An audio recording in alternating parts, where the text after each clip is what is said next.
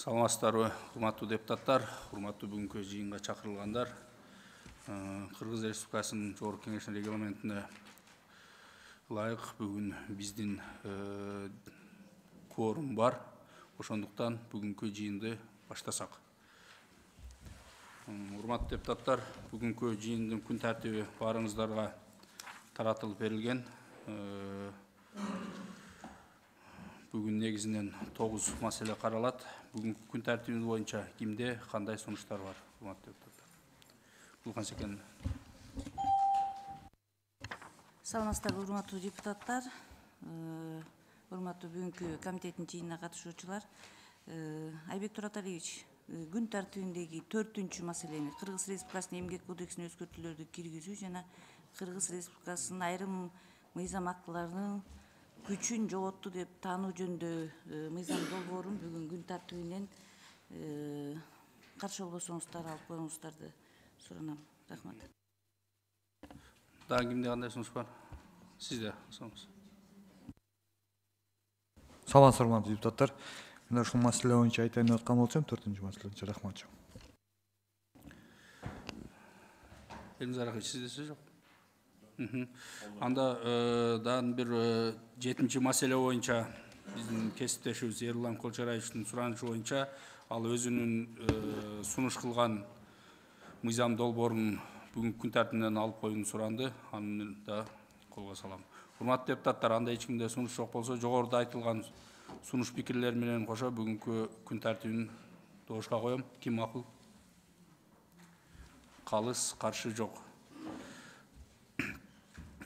Анда жумушту баштасак, бүгүнкү күн тартибиндеги 1-чи маселе калкты иш менен камсыз кылууга көмөктөшүү жөнүндө Кыргыз Республикасынын мыйзамына өзгөртүүлөрдү киргизүү тууралуу Кыргыз Республикасынын мыйзам долбоору жөнүндө 3-чү окуу.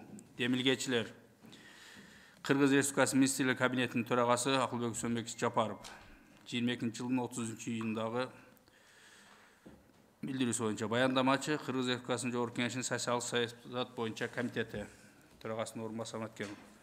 Урматтуу депутаттар, сиздердин карооңуздарга Кыргыз Республикасынын Министрлер кабинетинин тарабынан демилгеленген калкты иш менен камсыз кылууга көмөктөшүү жөнүндө Кыргыз Республикасынын мыйзамына өзгөртүүлөр киргизүү жөнүндө тууралуу Кыргыз Республикасынын мыйзам долбоору 3-чү окууда киргизилип жатат. Бул мыйзам долбоору жумуссуздарга жумуссуздук боюнча жөлөк пулдарды дайындоонун шарттарын жеңилдетүүгө, иш менен камсыз кылуу чөйрөсүндө кызмат көрсөтүүлөргө жеткиликтүү камсыз кылууга багытталган.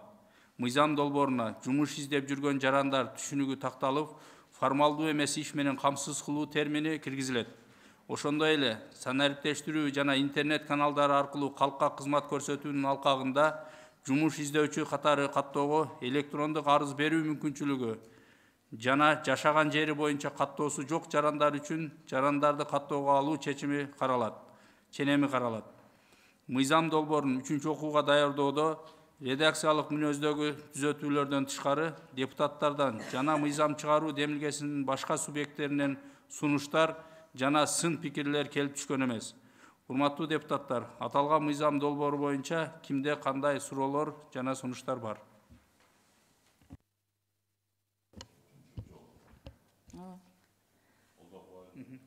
Айбек Тураталиевич, 3-чү окуу эми бул 2-чи окууда каралып атканда жакшы талкуу жүргүзүлдү эле, ошон үчүн каршы болбосоңуздар колдоп коем.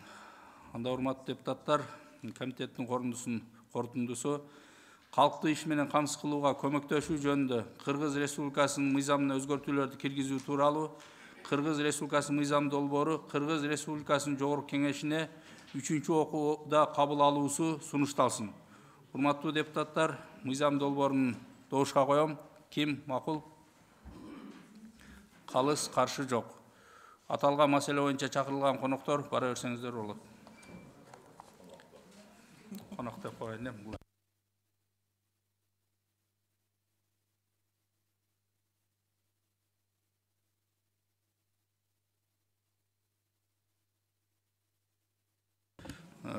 Анда урматтуу депутаттар, 2-чи маселеге өтсөк.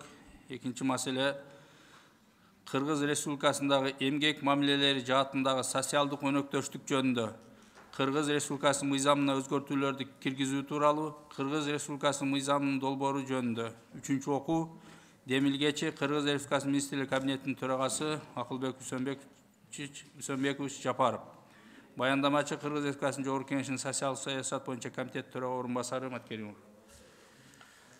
Урматтуу депутаттар,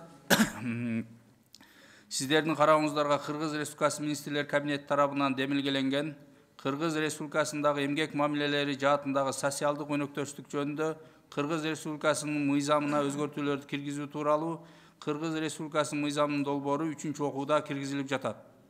Мыйзам долбоорунда жамааттык келишим, жамааттык макулдашуу жана мамлекеттик аткаруу бийлигинин жана жергиликтүү өз алдынча башкаруу органдарынын өкүлдөрү түшүнүктөрүн алып салуу сунушталууда. Анткени бул аныктамалар эмгек кодексинде жана жамааттык келишимдер жөнүндө мыйзамда каралган. Ошондой эле социалдык өнөктөштүктүн принциптерин актуалдаштыруу жана эл аралык стандарттарга ылайык келтирүү сунушталат. Мыйзам долбоору менен сүйлөшүүлөрдү жүргүзүү тартиби, макулдашууларды иштеп чыгуу жана түзөтүү мөөнөттөрү, аларга өзгөртүүлөрдү жана толуктоолорду киргизүү, аларга кошулуу тартиби комиссиялар тарабынан бекитилип, алардын чечимдери менен жол жоболоштуруулары аныкталат. Мыйзам долбоорун 3-чү окууга даярдоодо редакциялык мүнөздөгү өзгөртүүлөрдөн тышкары депутаттардан жана мыйзам чыгаруу демилгесинин башка субъекттеринен сунуштар жана сын пикирлер келип түшкөн эмес. Урматтуу депутаттар, аталган мыйзам долбоору боюнча кимде кандай суроолор жана сунуштар бар? 3-чү окууда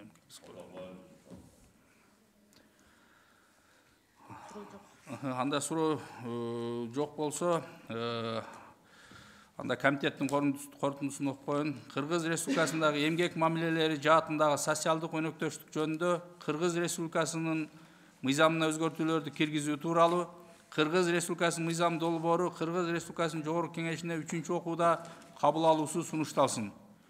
Добушка коем. Ким макул? Калыс, каршы жок. Урматтуу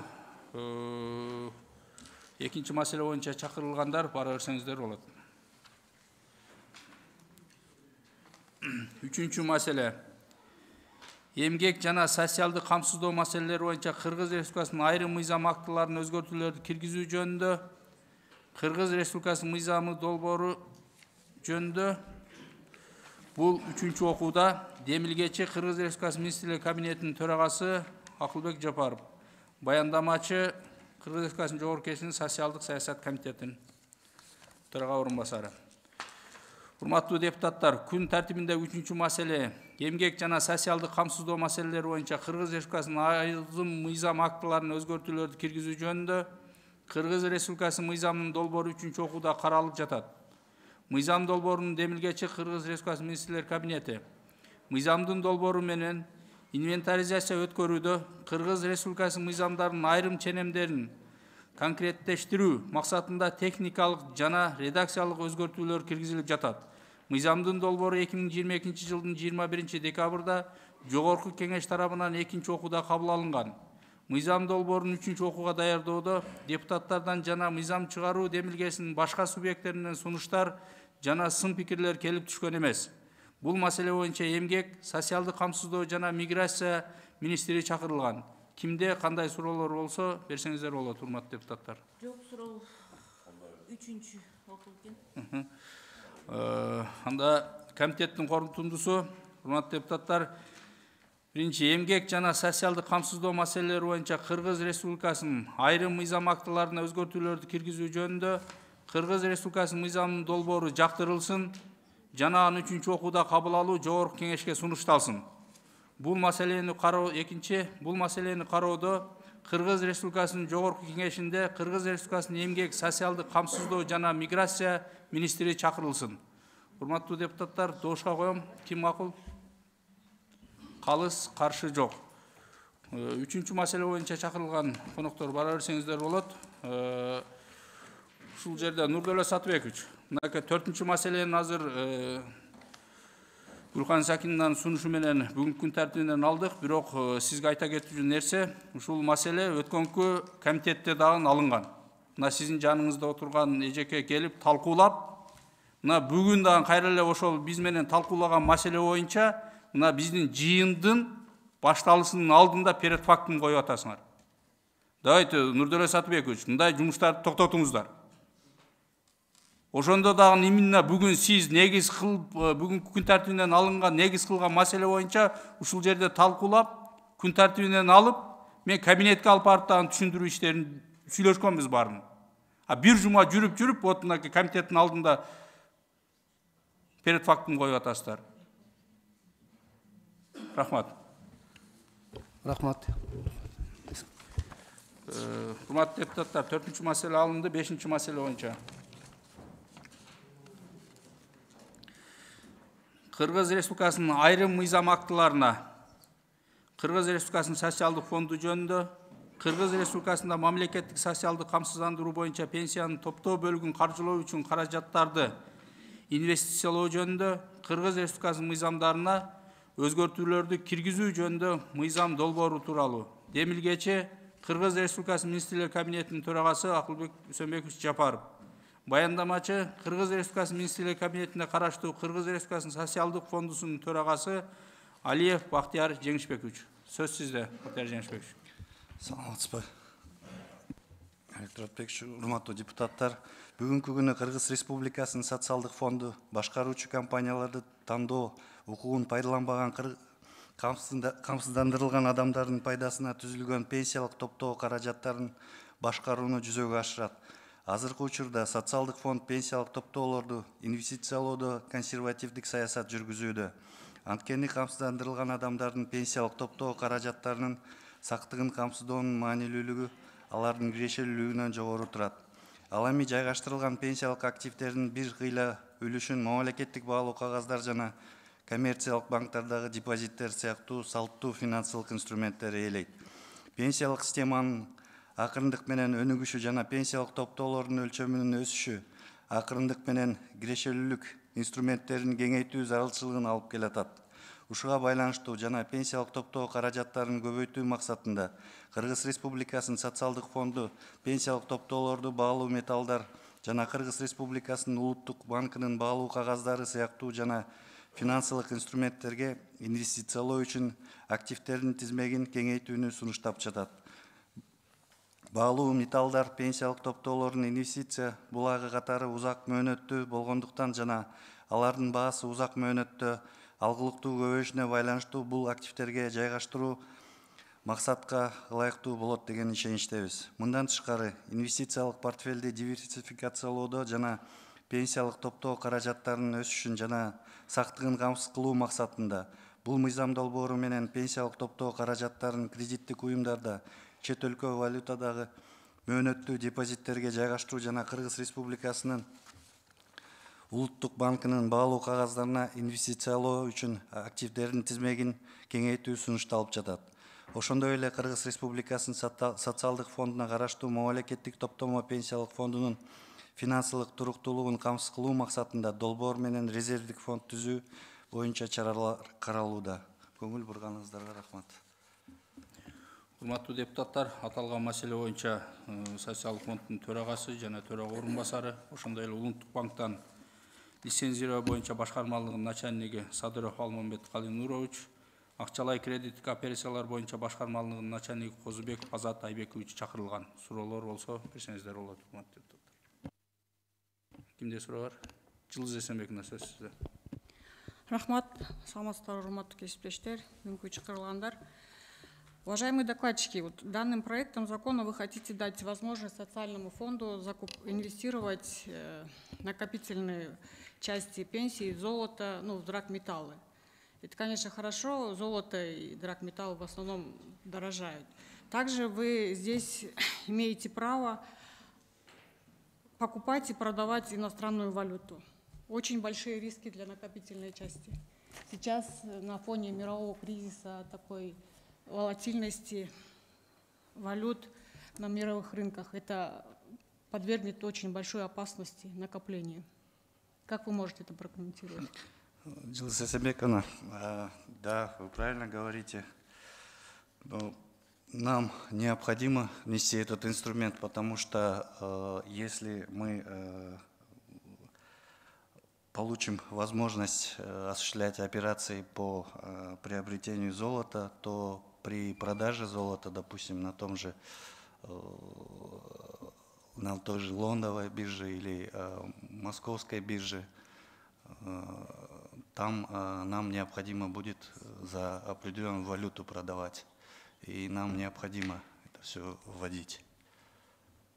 То есть эти операции вами будут осуществляться только для покупки и продажи золота, да? Не только. Драгметаллов. Но вы чисто не только. инвестировать в валюту не будете? По валютным операциям мы до 5%, максимум до 5% будем осуществлять. Там, я думаю, это небольшая сумма будет, но мы хотим для начала ввести и посмотреть, как это будет для нас. Что значит, от чего до 5%? От чего 5%? От общей суммы, то, что у нас имеются средства в накопительном фонде.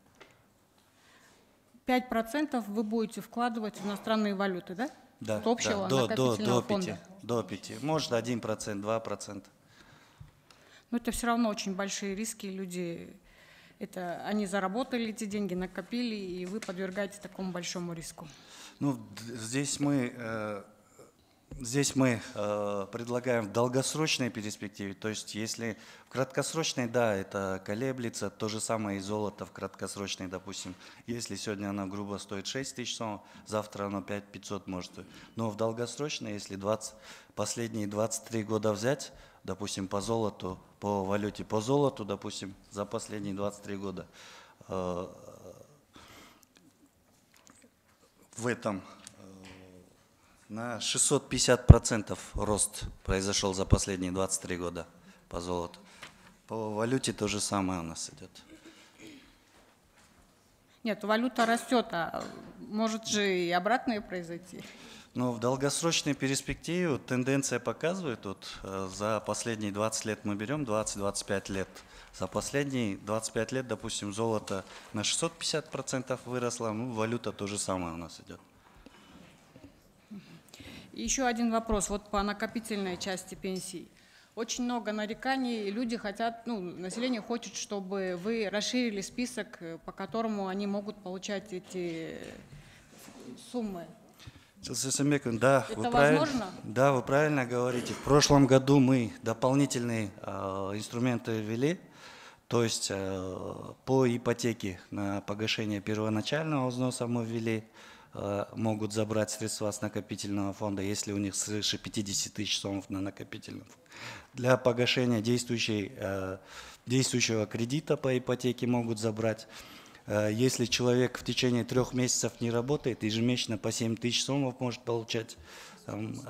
Сейчас Нет, с этого понятно, года 8 но это тысяч. уже то, что есть список ваш. Но вот избиратели просят, чтобы мы расширили этот список. Хорошо, мы в прошлом году ввели, в этом году дополнительно мы посмотрим, можете, что да, можем ввести. Изменения и расширить список случаев, когда вы можете выдавать накопительные. Да, мы посмотрим, если какие-то возможности у нас есть, мы как предложение вам дадим. Спасибо. Рахмат, сөз Гулхан Сакинна сізде. Рахмат, Айбек Туроталиевич. Урматтуу депутаттар, бул эми Бактияр мырза, бул мыйзам долбоорунун башкы иштелип чыккан максаты инвестициялык портфелин түзүмүн кеңейтүү аркылуу пенсиялык топтоо каражаттарынын өсүшүн жана сактыгын камсыз кылуу үчүн финансылык инструменттердин тизмесин кеңейтүү деп алып чыгып атасыздар. Эми эгерде бул сиз мурда акчаңызды мамлекеттүү баалуу кагаздарда жана банктык депозиттерде сактасак,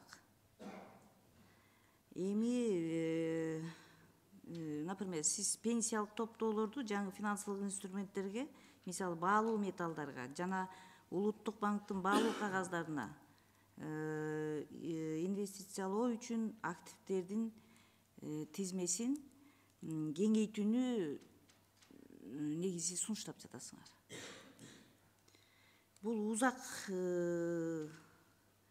мөөнөттүү перспектива болуш керек да. Бул бүгүн мындай жакын убакта эле боло турган нерсе эмес болуш керек. Туура сиздер буга макул болосуздар. Канча жылга сиздерге ушу кепилдик берип, канча жылда ушуну эми ишке ашырабыз деп ойлоп атасыздар? Бул боюнча эмегилерге ноталарды алсак, допустим, Нацбанктын ноталарына 7 күндүк, 14 күндүк, 28 күндүк, 91 күндүк ноталар болуп атат. 7 күндүк ноталар мисалга алсак 11% болуп атат. 14 күндүгү 11,5% болуп атат. 28 күндүгү 12% болуп атат. 91 күндүгү болсо 14% болуп атат. Сиз туура айтып атасыз, канчалык көбүрөөк убакытка сала турган болсок, ошончалык бизге жакшы болот да. Эми келечекте ал коопсуз болуп жоготууга алып келбей турганына ишенесиздерби? Ишенебиз, биз анткени карап чыктык акыркы 20-25 жылдан бери. Бул тенденция дүйнө жүзүндө ошондой экен, өсүү, только өсүү болот экен. Эми салыштырып баягы ишенип атасыздар, ушуну бир жоготууга алып келбей турганына ишенип кепилдик берип атасыздар. Эми бүгүнкү күндөгү алтындын баасы 20 жылдан эч качан бүгүнкү күндөн азан болбойт деп ойлойм. Акча башка формада көпкө сакталып келген да. Туурабы? Анткени алтын жыл сайын казылып атат да, жыл сайын казылып атат. Алтын канчалык азыраак калган сайын ошончолук кымбаттай берет. Ушуну дагы бир нерсени ушуну өзгөртүү керек деген тыянакты кантип сиз бир келдиңиз ушул тыянакка? Ооба, Гүлкан Сакиновна, бул жерде бизде жыл сайын акчабыз көбөйүп атпайбы? Анан мамлекеттик баалуу кагаздарга салып атабыз, анан бүгүнкү күндө биздин акчага потребность азыраак болуп атат да, жылдан жылгачы. Ошол эле Комбанктар, допустим, потребность аз болуп аталардачы. Анан жылдан жылга өскөн сайын биз ушул финансылык инструменттерибизди көбөйтө беришибиз керек. Бул мурунку кырдаал эми кандайдыр бир жоготууларга алып келди дегенди билдирбейби? Жок, жоготуулар жок. Эми пенсия топтогондо, дивидендтер топтолот, ар бир төлөөчү үчүн акча алганда сакталып калса, ал дагы кандай болот деген суроо да. Пенсия топтогондо, дивидендтер топтолот да. Ар бир төлөөчү үчүн акча алганда, акча алтынды сакталып калса, ал кандай болот? Бизде эме болот да, Гүлкан Сакиновна, элдин баары эле бир күндө алып кетпейт да ал акчасынчы. Бизде получается, допустим,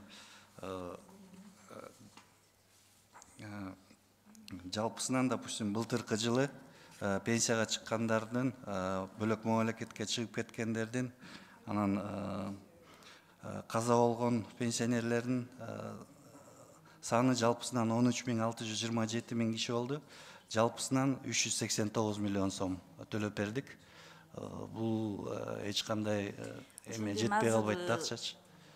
Баягы акча алтында сакталып калса, ал кандай болот дегенге ошондой жооп бере албайбы. Бир күндө эле алып чыгып кетпейт деп атасыз да. Гүлкан Сакиновна, биз 10%га чейин эле алтынга 10%га чейин сактайбыз деп атабыз. Андан нары барбайбыз 10%га чейин деп.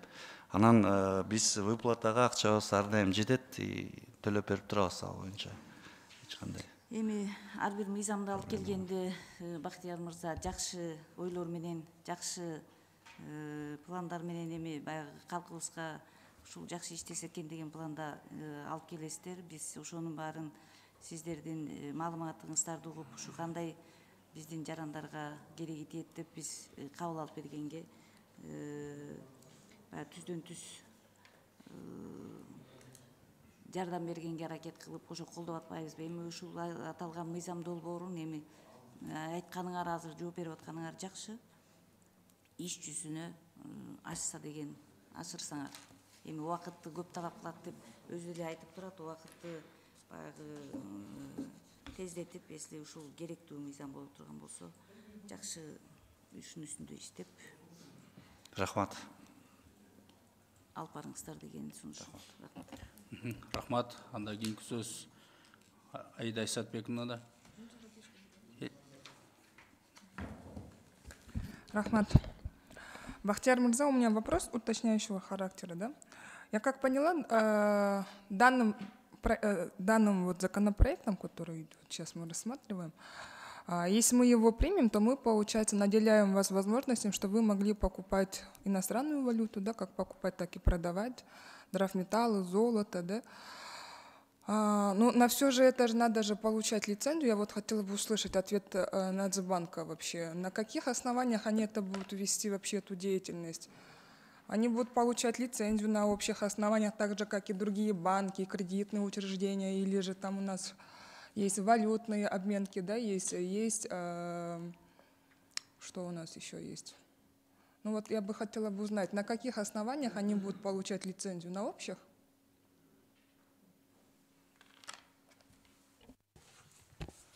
Добрый день, Алмамбет Садыров, Национальный банк. Да, правильно, мы ранее в рамках рассмотрения проекта законов направляли в Кабинет министров, до этого также направляли свои замечания Социальному фонду. Вот, как вы правильно отметили, в проекте закона предлагается статью 3 Закона о Социальном фонде дополнить следующими правами Социального фонда. Это покупать, продавать иностранную валюту, покупать и продавать драгметаллы.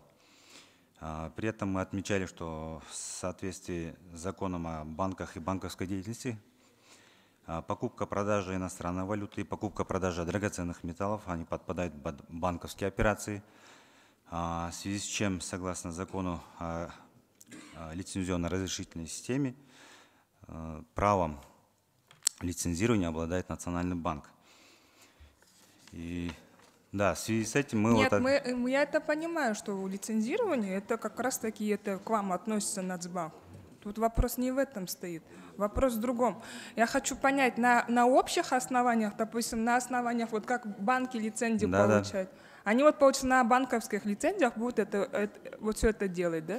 Да, если Социальному фонду будет дано право проведения операций с покупки и продажи с инвалютой и также драгметаллом, то да, в любом случае на общих основаниях при двух операциях необходимо будет получать банковскую лицензию. Если Социальный фонд будет предполагать проведение операций только по покупке продажи иностранной валюты, только одну операцию, то здесь можно получить лицензию обменного бюро. И все будет на общих основаниях. А можно тогда еще уточнить, вот лицензия ломбардного учреждения, она как сильно отличается от вот то, что вы сказали, кредитная и банковская? Ну, по ломбардной я, наверное, не смогу отметить это. Так Госфиннадзор как бы регулирует вопрос. Но лицензию же вы же выдаете. Не, лицензию не мы выдаем. Угу, хорошо. Госфиннадзор. Бахтияр Мырза, можно уточнить? Я правильно понимаю, если мы примем этот законопроект, вы должны будете еще же штат нанимать, правильно? Штата дополнительно мы не будем брать. Штата дополнительно нам не потребуется. Хорошо, а где вы тогда будете, ну, как вы планируете это все проводить? Ну, это имеется в виду. Это будет регулироваться все подзаконными актами. Это все будет регулировать правительство, Кабинет министров. Решение Кабинета министров. Понятно, спасибо большое.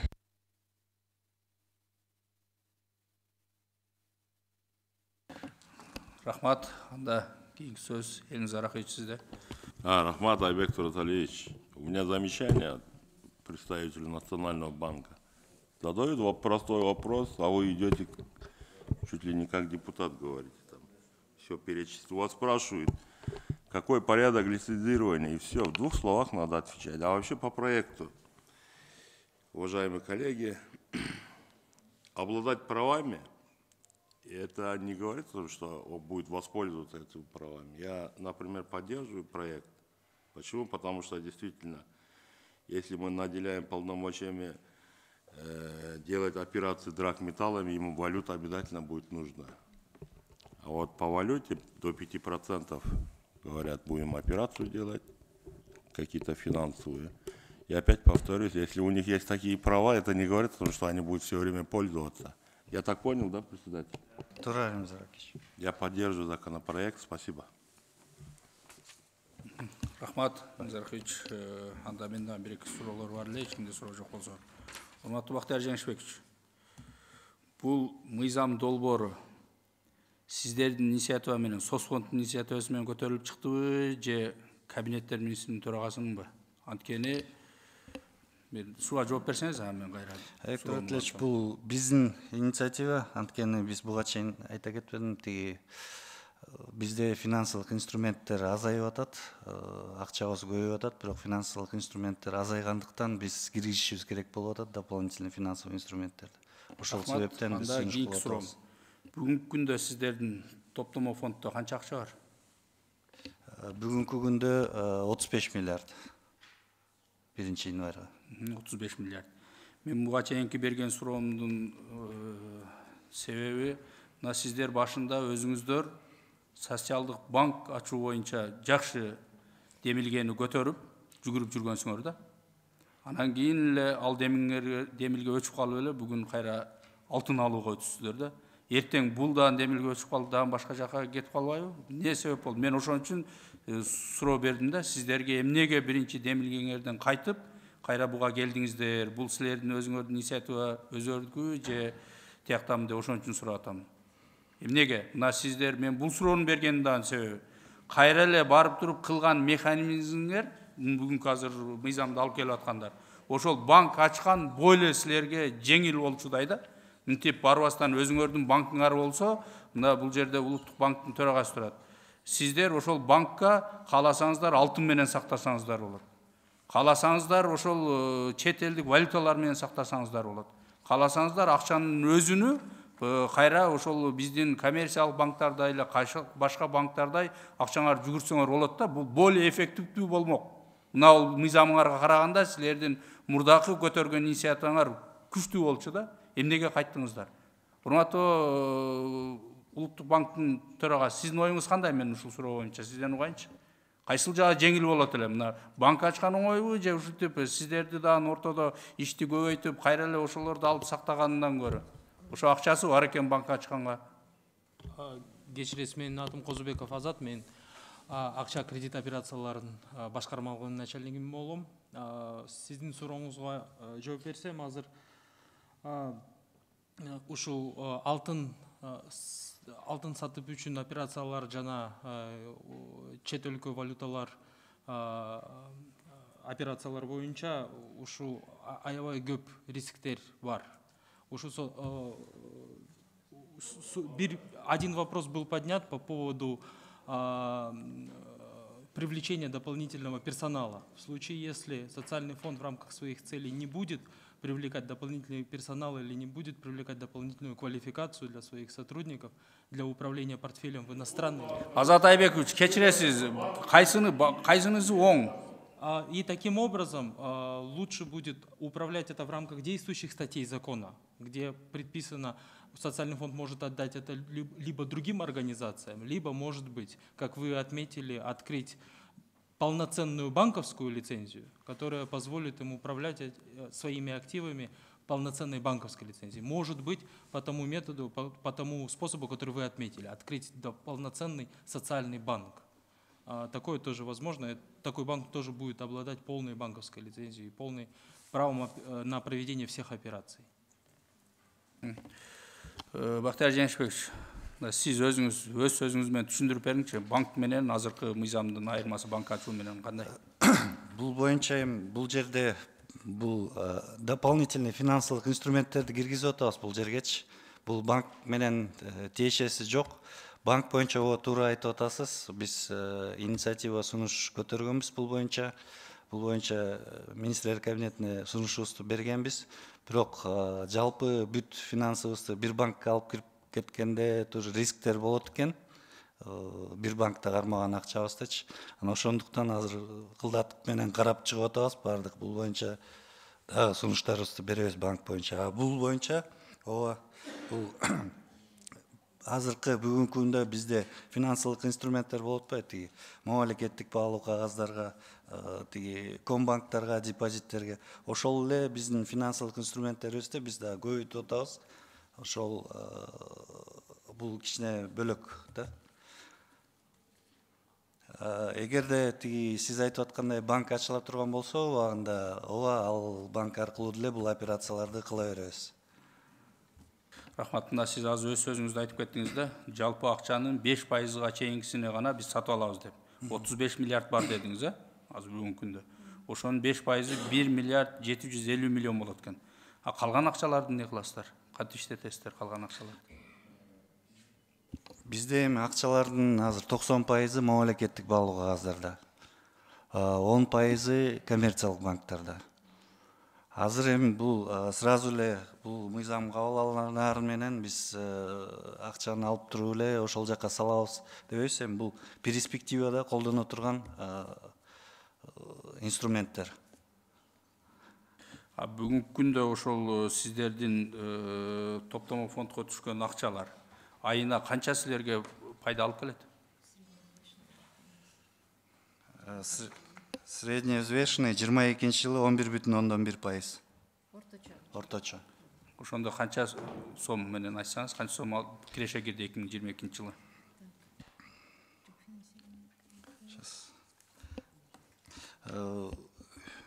Жалпы акча 3 миллиард 900 миллиондун тегерегинде. 3 миллиард 900 миллион тегерегинде мына бир жылда ошол сиздердин топтомо фондуңуздардын үстүнө сиздер баягы банктар менен иштешкен жанагы депозитке койдуңуздар да туурабы, ошолордун негизинде келип түштү. Бүгүнкү мыйзам кабыл алынса, сиздер баягы баалуу металлдар менен сактаган убакта ошол мындан да жогорку пайызда киреше алып келеби?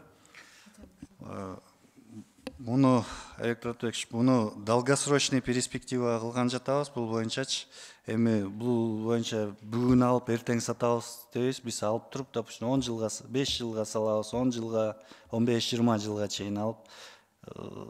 Эми могу акыркы 23 жылды карасак, именно алтындын баасы 650%, 6,5 эсе өсүптүр да. Түшүнүктүү, рахмат. Мен мыйзам ушул биздин жалпы ошол үмүт менен топтоп аткан биздин келечекте пенсия алам деген биздин жарандарыбыздын үмүтүн актаса эле болду. Себеби бул жерде жогоруда менин кесиптештерим айтып кеткендей кооптуу жактары дагы көп.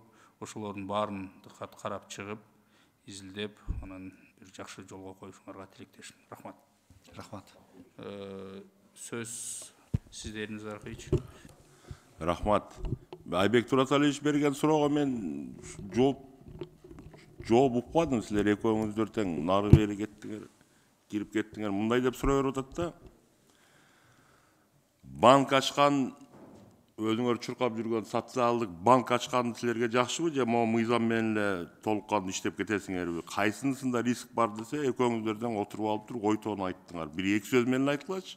Банк ачкан выгоднабы же могу мыйзам менен кеткен? Элмузар Акич, эгерде банк ачкан күндө деле биз уруксаат алып, могу мыйзамды киргизишибиз керек болот да. Бул деген бизге дополнительный финансовый инструменттерди колдонгонго мүмкүнчүлүк берип атат, Элмузар Акич. Хорошо, рахмат. Банк дагы жооп берип койсунчу. Аябай кооз сүйлөйт экен эми могу. Банк боюнча С учетом всех рисков открыть банк, обладающий полной лицензией и необходимой квалификацией, будет безопаснее и выгоднее, на наш взгляд. Значит, получается выгоднее, что ли? Банк им открыть? Элмузар Акич, бул эми Жо, банк жооп берсинчи, мен сизди түшүндүм. Мен сиздин мыйзамыңызды колдойм. Мен кичине мындай тырмап коеюн тиги балдарды. На наш взгляд, да, на наш взгляд, с учетом всех рисков и привлечения необходимой квалификации, управления... Болду, рахмат, түшүндүм. Рахмат. Жылыз Эсебековна, сөз сизде. Я тоже просто уточнить, вот у вас прибыль 3 миллиарда 900 миллионов, вы говорите. Вот, да, это прибыль? Да, год. А население сколько процентов получает от этого? Вот накопительные фонды? До этого... Отчисление каждому идет пенсионеру? Да, отчисление каждому 3%, да, вы говорили? До этого я сказал, сейчас, секунду. В прошлом году, допустим, единовременно при выходе на пенсию 13 627 человек получило. В общей сложности 389 миллионов мы выплатили в прошлом году. Кроме этого, для погашения первоначального взноса и погашения действующего кредита по ипотеке у лиц, у кого есть свыше 50 тысяч сомов на счету, мы выплатили около 300 миллионов сомов. То есть в год вы получаете прибыли от вот этих своих вложений 3 миллиарда 900 миллионов, а людям начисляете с этой суммы всего примерно 400 миллионов, да? Нет, не 400, порядка 700 миллионов. Вы сказали 389. Нет, 389 и дополнительно я сказал для погашения первоначального взноса по ипотеке и для погашения первоначального взноса по действующим кредитам по ипотеке мы дополнительно где-то в районе 300 миллионов выплатили. С этих денег, да? Жылы Сазимбековна, можно я уточню? 3 миллиарда 900 это на весь, вот 35 миллиардов у нас есть, это на весь баланс. Понятно, что там все люди, и молодые, и средние, у которых даже права еще нету получить. А те, которые получили право в 2022 году, это вот Бахтияр Денисович сказал, это те, кто достигли пенсионного возраста, или те, у кого есть право получения этих накоплений в соответствии с действующим законодательством. Спасибо. Рахмат.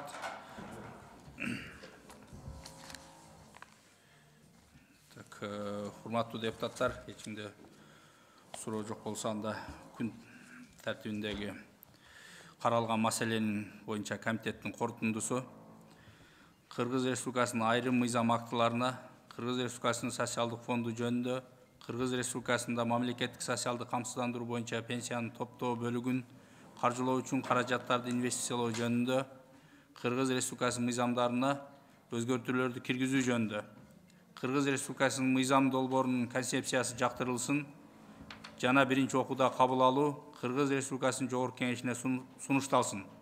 Экинчи, бул мыйзам долбоору жөнүндө баяндама жасоо Қырғыз Республикасынын социалдык фондунун төрагасына тапшырылсын. Урматтуу депутаттар, аталган мыйзам долбоорун доошко коем. Ким макул? Калыс, каршы жок. Аталган мыйзам долбоору боюнча чакырылгандар бара берсеңиздер болот. Рахмат. Анда бизде кийинки кезектеги маселе күн тартибиндеги 6-чы маселе бул. Урматтуу депутаттар, күн тартибиндеги 6-чы маселе Кыргыз Республикасы министрлер кабинети менен Россия Федерациясынын өкмөтүнүн ортосундагы Кыргыз Республикасында орус тилинде билим берүүчү биргелешкен билим берүү уюмдарын куруу, түзүү жана иштетүү шарттары жөнүндө макулдашуунун долбоору. Аталган маселе боюнча баяндамачы Кыргыз Республикасынын билим берүү жана илим министри Мамбетахунов Уланбек Эсенбекович. Бул маселе боюнча комитеттин жыйынына финансы министрлигинин жана тышкы иштер министринин жетекчилери чакырылган. Урматтуу баяндамачы, сөз сизде. Урматтуу Айбек Тураталиевич, урматтуу депутаттар, Кыргыз Республикасынын президенти Садырнур Кожоев Жапаров менен Россия Федерациясынын президенти Путиндин ортосунда Кыргызстандын аймагында 9 кыргыз-орус жалпы билим берүү уюмдарын куруу боюнча буга чейин жетишкен макулдашууларга ылайык Кыргыз Республикасынын билим берүү жана илим министрлиги Россиялык тарап менен биргеликте Кыргыз Республикасынын министрлер кабинети менен Россия Федерациясынын өкмөтүнүн ортосундагы тийиштүү макулдашуунун долбооруна кол коюу маселесинин үстүндө иштеп жатат. Азыркы учурда ошо республика боюнча 7 областта бирден мектеп, андан тышкары Бишкек жана Ош областында, Ош шаарында. Анан ар бир мектеп ошо 1200 орунду ылайыкташтырылган. Анан Чүй облусунда Сокулук районуна караштуу Новопавловка айылында 1200 орунду мектеп курууга багытталган жалпы аянты 3,1 гектар жер тилкеси каралган. Баткен облусунун Баткен шаарында, Талас облусунун Талас шаарында, Ош шаарына караштуу Ленин көчөсүндө жайгашкан жаштык лагеринин участогунда, Ысык көл облусунун Каракол шаарында, Бишкек шаарынын Сухабатар көчөсүндө, Ош облусунун Өзгөн районуна караштуу Прогресс айылында жайгашкан. Андан тышкары Жалал Абад облусунда Жалал Абад шаарында, Нарын облусунда Нарын районуна караштуу Кеңеш айылында жайгашкан. Макулдашуунун долбооруна ылайык Россия тарабынан милдеттүү түрдө Евразия туруктуштуруу жана өнүктүрүү фонду аркылуу төмөндөгү иштер жүргүзүлө тургандыгы белгиленген. Азыркы учурда ошо бир мектепке кетирүүчү чыгым 450 миллион рубльга белгиленген. Бул орто эсеп менен. Андан тышкары окутуу процесси Кыргыз билим берүү, Кыргыз Республикасынын мамлекеттик билим берүү стандартынын негизинде жүргүзүлөт. Андан тышкары Россия Федерациясынын билим берүү стандартына ылайык жүргүзүлөт. Мугалимдердин каржылоосу мугалимдер Россиядан дагы, кыргыз жарандары дагы ишке алынат. Россиядан келген мугалимдерге ошо Россия тарабынан айлык акы төлөнөт, кыргызстандыктарга Кыргызстан тарабынан айлык акы төлөнөт. Бирок экөөнүн айлыктары бирдей болот да.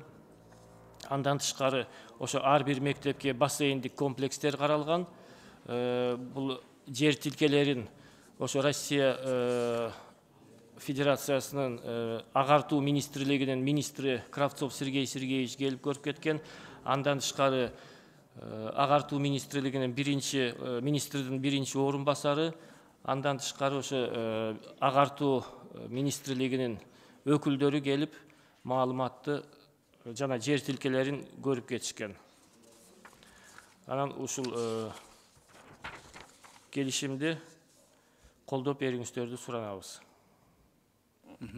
Рахмат. Аталган мыйзам долбоор боюнча эмне суроо бар? Рысбек Исмаилович, сөз сизде, андан кийин Бакыт Сөөнч сизде. Чоң рахмат, Айбек Тураталиевич. Урматтуу Уланбек Эсенбекович. Жалпы бул эми негизи жакшы долбоор экен да, мен колдоймун. Бирок жалпы канча мектеп курулат ошондо? Жалпы 9 мектеп курулат, 7 областта, андан тышкары Бишкекте жана Ошто. 9 мектепти ким, кайсы тарап каржылайт? Россия Федерациясы. Россия 450 миллион, бул аябай чоң эмес бул. 450 миллион рубльге 3 типовой мектеп курса болот да, ошол бир сүйлөшүп кандай болот ошондо? Биз өзүбүз сүйлөшүп аракет кылсак болобу? 450 миллион бул аябай чоң сумма да. Рубль болуп атпайбы? 3 мектеп курса болот да, мындай мектептин санын көбөйтсөк кандай дейсиз? Бизде өзүңүз билесиз, мектептер жалпы республика боюнча жетишпейт да, кемчилдиктер аябай көп. Оюңуз кандай ушуга? Бул негизинен мектептин дагы курулушунун баарын Россия тарабы эсептеп чыккан, чыгымдарын полностью Россия тарабы өзүнө алат. Андан тышкары ошо типовой структурасы зданиянын имаратынын кеткен чыгымдары только ушул 9 мектепке ылайыкташтырылган. Анда аябай жакшы мектеп курулат экен, Газпром салбады беле. Ошондой бүт условиясы менен. Ошондой болобу? Ооба, ошондой болот деп кепилдик берип атышат. Андан тышкары ошо ар бир мектепте бассейн дагы болот. Рахмат. Колдойм мен. Анда кийинки сөз суроо берсин Бакытбек Сөөнч сизде. Рахмат. Айбек Тураталиевич, саламатсыздар, урматтуу депутаттар, урматтуу бүгүнкү жыйынга чакырылгандар. Уланбек Эсенбекович, бул келишимге баары жакшы. Кайсы критерийлер менен ушул жерлерде мектеп курулсун деп кайсы критерийлер менен бөлдүңөр ушу? Микрофонуңду жаап алың. Бул жерде ошо жалпы билим берүү мекемелерин куруу үчүн ошо Кыргыз Республикасынын бардык областтардын мамлекеттик администрациялар жер тилкелерин сунуштаган.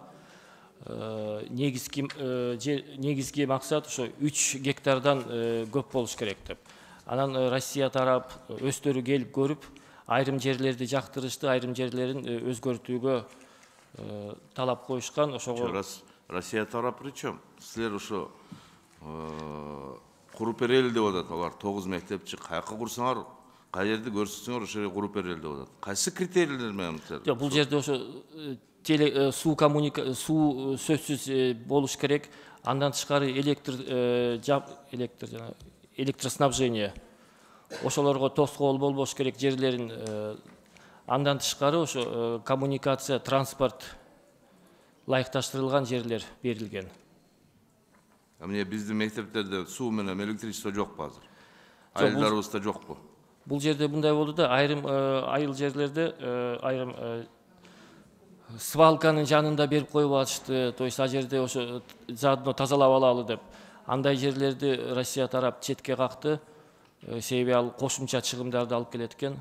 Кандай? Бирок ар бир жер тилкеси ошо Кыргыз Республикасынын облустарынын мамлекеттик администрациялар тарабынан иштелип чыгып сунушталган. Мен ойлойм туура эмес депчи. Ошол жерде отуруп кыйындар өзүңөр чечип алдыңар окшойт да бардын, а? Бишкек шаарына быйыл 10 мектеп курдук. Бишкек шаарына бул мектептин эмне кереги бар? 15 мектеп туура. Міне Жалал-Абад шаарында бүт эле барды орусча сүйлөйт. Неге Жалал-Абад шаарына курасыңар? Неге алыскы райондорго курбайсыңар? Бир айылдарга курбайсыңар? Карагыла да бул эмне деген нерсе?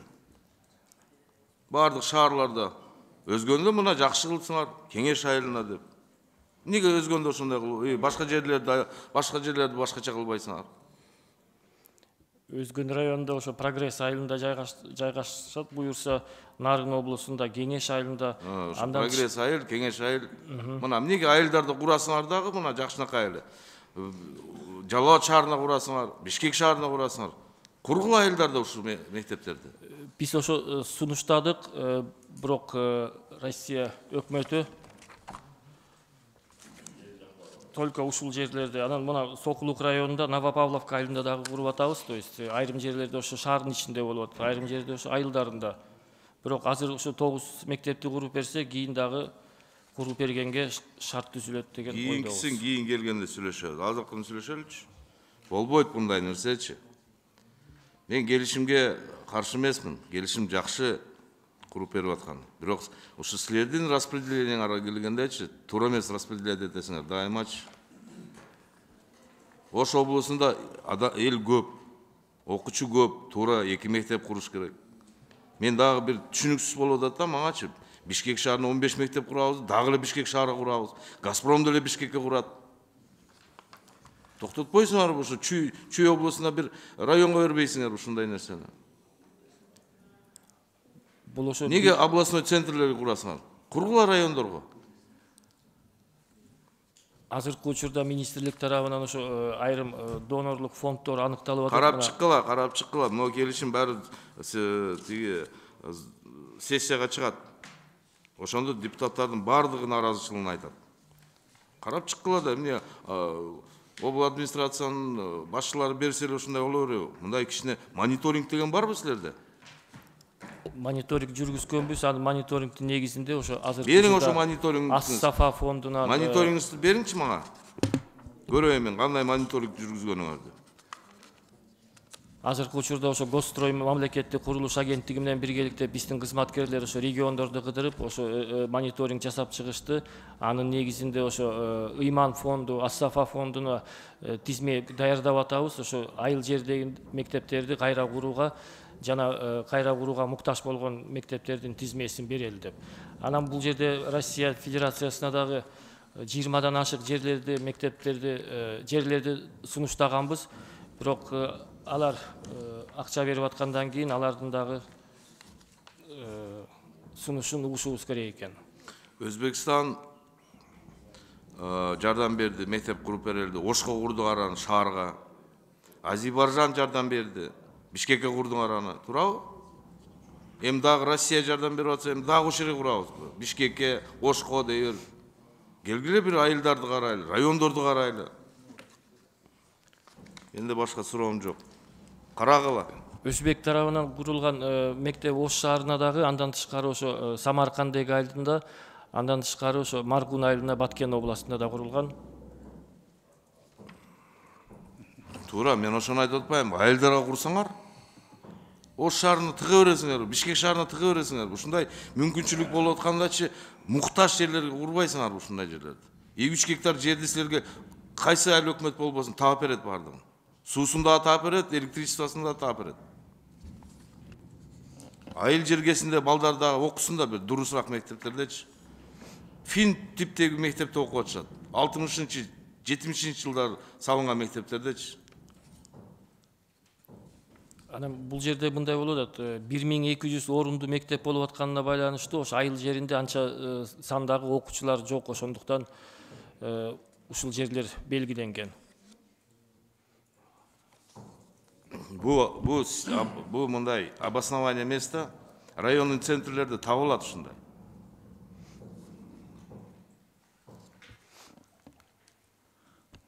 Рахмат, Бақтыгүл Сөмбеков. Мен Бақтыгүл Сөмбековке толық қосыламын. Ұлан Сенбек жооп бергенде мындай абайлап жооп берсеңиз, анткени айыл жеринде 1200 салам десеңиз, азыр ар бир депутат таап берет айылдан. Ар бир депутат таап берет. Мындай жооптудан абайлап бериңиздер. Сөз Улукбек Зулпукарович сизде. Рахмат. Урматтуу депутаттар, урматтуу министр мырза. Мен келишимде сумманы таппай айтам да, мына азыр коллегам айтып кетти, 450 миллион рубль деп. Қанша? Жоқ, суммасы қанша, мен сумманы таппай айтам. Соглашениеде сумма жоқ. Иә. Анан қайдан сумманы таап алып азыр айтып аттык біз. Уланбек эсен бұл примерно как примерно қандай да кыргызча? Жоқ, ошо божомолду айтылат да 450 миллион рубль бир мектепке. Орто эсеп менен кет чыгымдар. Жок, мындай келишимде жок нерсени ойдон чыгарып айтуунун кереги жок, биринчиден. Экинчиден, бул мектептерди ким курат? Курулуштар биздикилер курабы же Россия өзү курабы? Россия мамлекети. Эмне Россиядан фирма келип курабы бул жерге?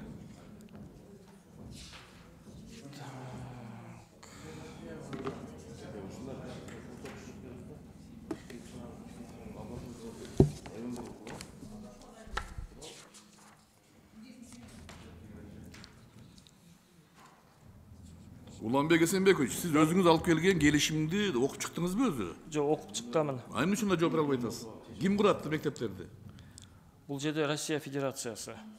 Эмне Россиядан курулуш фирмасы келип, Россиянын жумушчулары келип курабы? Эмне, кандай болот?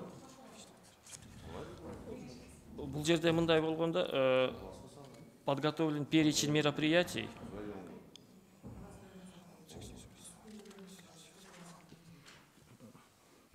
Урматтуу депутаттар, министр мырза өзү даяр эмес бул келишимди алып келип алып. Жок, даяр. Өтө керектүү келишим.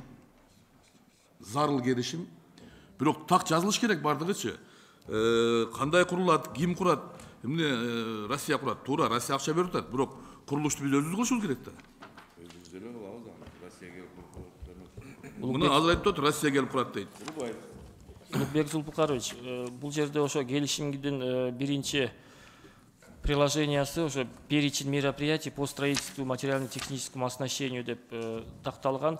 Ошонун негизинде келишим түзүлгөндөн кийин кимде бар биринчи приложение? Колуңарда барбы, Айбек Тураталиевич? Же?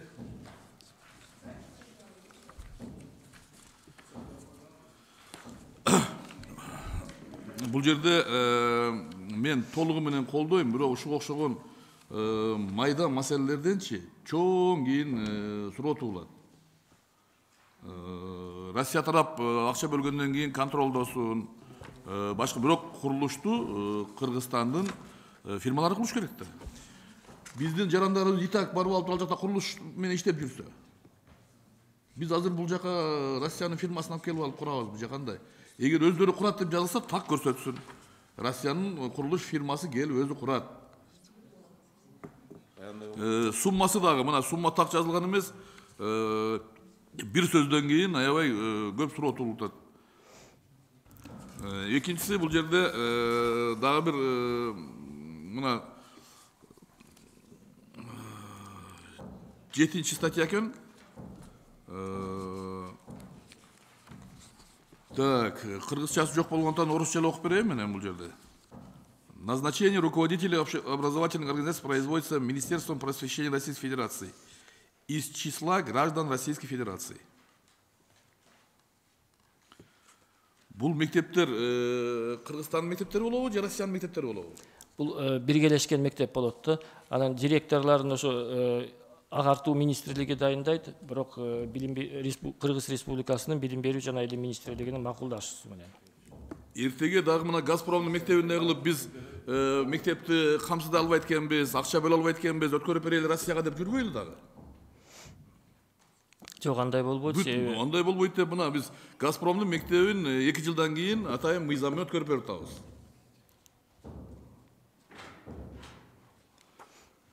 Уланбек Эсенбекович, мыйзамды, жакшы мыйзамды дагы алып келип туруп, жакшы баяндама кылбай бузуп алышыңыз мүмкүн да мындай.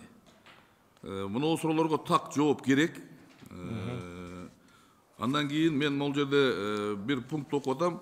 Ар бир мектепте ушул жанагындай бассейндер болуш керек деген пункттар жүрөт. Туурабы? Улукбек Зулпарович, ооба ар бир мектеп бассейн менен камсыздалат. Анан негизги каражат Евразия турукташтыруу жана өнүктүрүү фонду тарабынан берилет да. Мугалимдердин мына жетекчисин ошол жактан келип жетекчи болуп атса, полностью мектептерди ким камсыздайт? Биз камсыздайбызбы? Курулуп бүткөндөн кийин өзүбүз. Бул жерде эми обучение бекер болот, бирок мектептерди биз камсыздайбыз.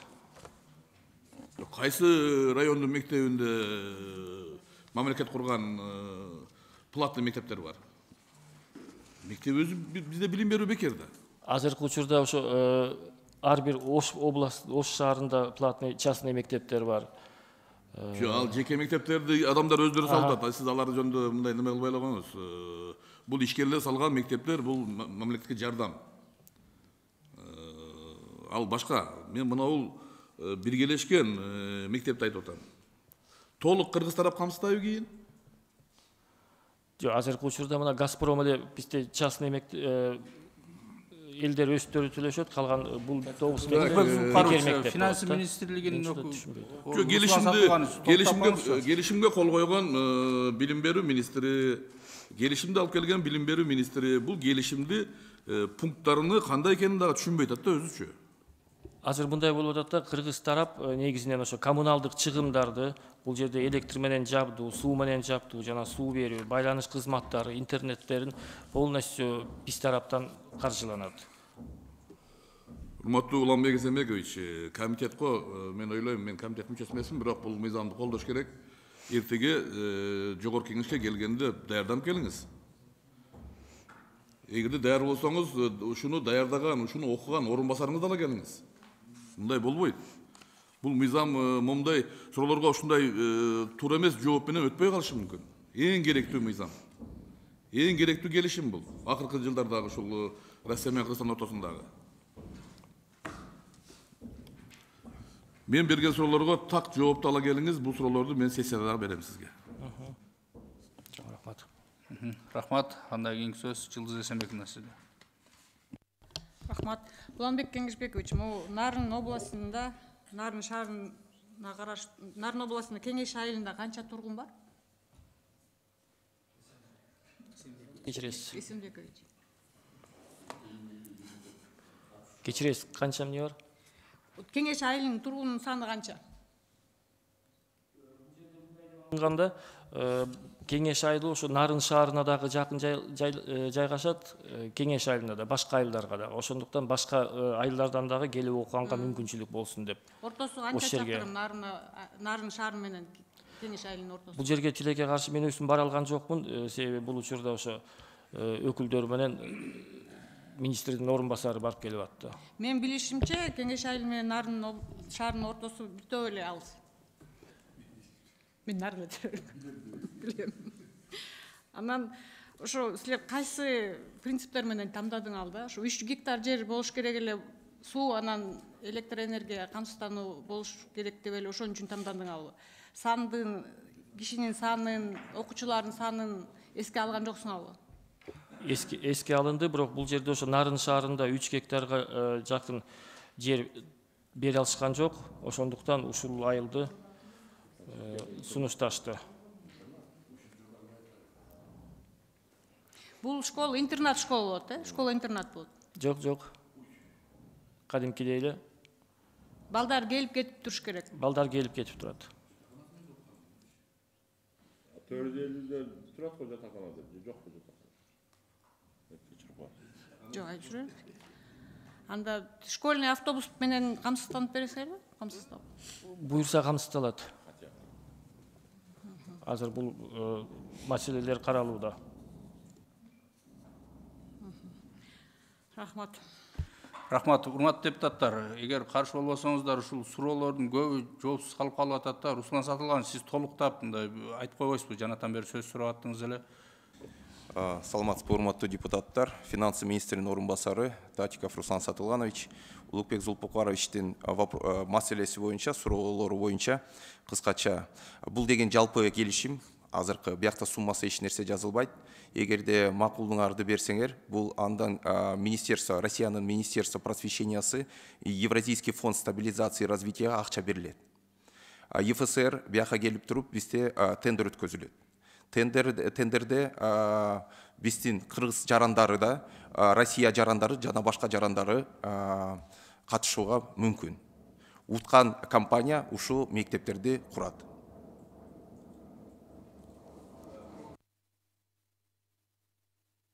Бул өзүңүз билгендей, буну өзү текшерген, контролга алган өзү Россия Федерациясы алат. Ошондуктан алар жооп берет. Бул бизге кыргыз тарабына грант катары берилип атат да. Рахмат, анда кийинки сөз Гулхан Сакинова сизде. Рахмат, Айбек Тураталиевич. Улан Эсенбекович, азыр бул 450 миллион деп аныкталып электи же аныкталдыбы? Бир мектеп.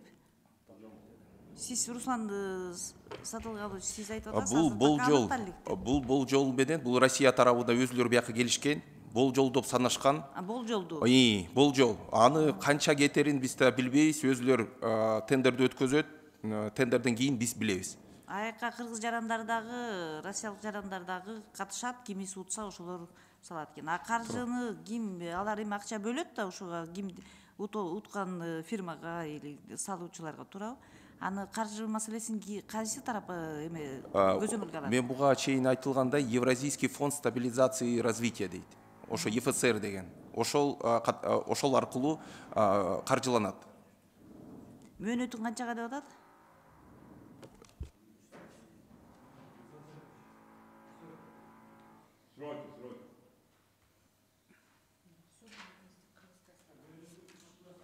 Үч жылда?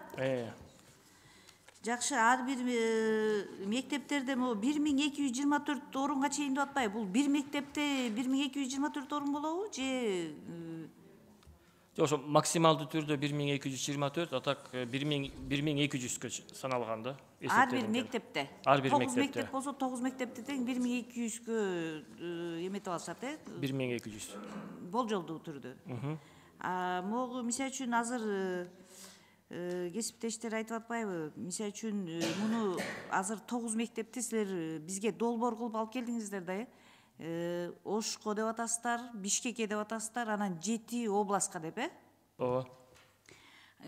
Эми бул акыркы эмес, талкуу чын эле бул эми жакшы келишим, жакшы макулдашуу болгондуктан муну аябай дагы талаш татыштар көп болот керек. Ошон үчүн эмне үчүн жалалап аткы эле центрга болуп атат деген сыяктуу эле Ысык Көл областына эмне үчүн Караколду алдыңыздар, эмне үчүн Таластын өзүнүн центрди Талас шаарын алдыңыздар, же Талас областы десе мисалы үчүн бир чоң район, ошол жерде Талас областы боюнча 4 район бар, бир шаар бар. 4 райондун эң чоң районуна эмне үчүн сунуштап ошол районго анткени райондордо мектептердин акыбалын Улан Эсенбекович сиз жакшы билесиз. Ысык Көл 7 район болсо 7 райондун эң чоң районун алып деле ошол жерге бардык келгендерди баягы областтын центри деп эле көп нерсенин бардыгын маданият үйү деле спорт Газпром салып берет десе деле ошол областтын центрин алып барып атасыңар да. Эми аябай жакшы келишимди райондун чоң канча район болсо ошонун эң чоң населениясын алып, эң чоң районун алып туруп ошол жакты алсак да туура болот да. Туура болот экен. Ошол жагында карап көрсөңүздөр Улан Эсенбекович. Же бул бекитилип, уже чечилип калган нерсени эле бизге алып келдиңиздерби? Гүлкан Сакинова, ошо министрге дагы ошо агартуу министрлигине көптөгөн жерлерди көрсөткөнбүз. Ошол эле Талас областында, Кара Буура районунда, башка райондорунда, андан тышкары мына Ош областынын айрым райондорунда мектептерди көргөзгөнбүз. Муну кимдерге көрсөттүңүздөр? Булар ошо Россия тарабынан ушул мектептер, ушул жерлер жактырылып, Сиздер көрсөттүңүздөр да. Биздер көрсөткөнбүз министрлик тарабынан. Министрлик. Ошондо 20-дан ашык участокты көргөзгөнбүз. Алар ар бирине барып келип, ушул 9 жер тилкелерине токтолгон. Жо эми ал жерде мисалы үчүн Таластын кайсы жерине токтолду деп айттыңыз? Талас шаарына. Талас шаарына. Анын Талас районун көрсөтсөк, анын эмнеси жакпай калды? Экөө жакын ал жерде Талас районундагы больницалардын бардыгы ошол центр менен экөө биргелешип кеткен негизи. Бул жерде эми Чолпон ата эмне жакпай калды? Каракол жакты. Бүттүк нерселердин баары азыр караколго салынып атат. Бул эми саясий маселе да болуп кетти ал жерде. Ошону ачык айтыш керек да. Саясий. Ошон үчүн ошол жерлерге токтолушту. Ошону анда ачык айтыш керек. Саясий баягы маселелер болуп кеткен. Болбосо азыр биз чынын айтып атабыз да, эмне үчүн баягы областтын центрлерине эле бере бербей, райондун центрлерине салынса жакшы болмок булчу. Анан эми бул долбоор макулдашуу Айбек Тураталиевич аябай жакшы. Негизи баягы башталган иш башталып туруп, анан кийин ошол 9 мектеп заманбап 450 миллионду айтып атасыңар, бир мектеп ошонун тегерегинде болот депчи. 450 миллионго биз 100 миллиондон деле бир мектепти салып, ар бир райондун 4 район болсо 4 районго 100 миллиондон бирди салып коет. Бирок эми бул келишимди берип аткандар бизге ошондой баягы максат менен ошондой 450 миллиондун тегереги деп атат деп атасыңар. Эми бул болуп калса баягы четте калып калбай, убагы менен бүткөнгө дагы сиздер кабыл алынып калса эле бүтөт деп атасыздар, салым кошосуздар. Анткени сиз Улан Эсенбекович билесиз, мындан 4 жыл мурда дагы жер үй дагы ошондо канча 100 ар бир 100 мектеп берген. 100 мектепти ошондо 100 мектеп бүтпөй калган мектептерге андан көрө бүтпөй калгандарды бүтүрөлү дегенде жок, бул 1 жылдын ичинде бүтүрөт деген мектептер 100 мектепке азыр 100 мектеп кошулуп, азыр 200дөй мектеп бүтпөй турат. Ошон үчүн бул келишим аябай жакшы. 3 жылдын ичинде бүтө турган болсо 450 миллиондук мектеп биздин балдар үчүн аябай жакшы долбоор болуп, жакшы ишке кирип кетсе деген тилек ойлорубузду айтабыз. Ошон үчүн рахмат, бул келишимди колдоп берүүңүздөрдү суранам. Рахмат. Андан кийинки сөз Аида Исатбековна сизде. Рахмат.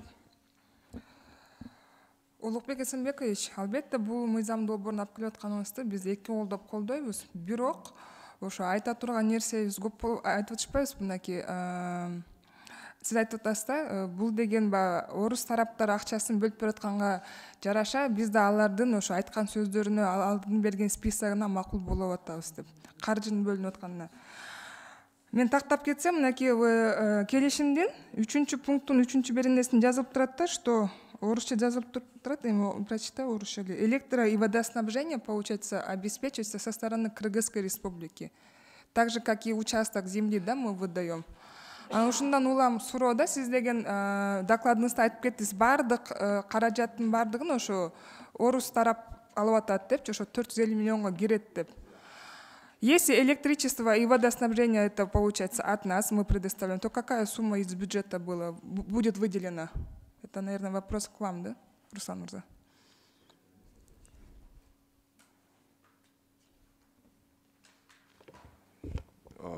У нас же только будет, мы землю только выделяем. И коммуникации. То есть в той да, земле... вот электро- и водоснабжение, получается, да, смотрите, в той земле должно быть, мы дали землю, она должна быть подведены все коммуникации. Ну она же должна за счет каких-то средств туда подводиться, правильно? Нет, она же не будет там с бухты-барахты. Подведение и по электричеству, электроэнергии, это все в зависимости от спроса. Сколько они будут потреблять, столько мы будем выплачивать по электроэнергию. Получается, это по факту, что ли? Ну да. Угу, ясно. Другой вопрос. Она же ратификацию еще же не прошла же? Нет еще. Анда Улукбек Мурза сизден тактоо эретини сурасам болобу? Морики 9. Уланбек Мурза кечирим сурайм. Морики айтылып аткан 9 мектептин биз өзгөртө албайбыз да, туурабы? Или өзгөртсөк болобу, ратификация өтө элек болсо?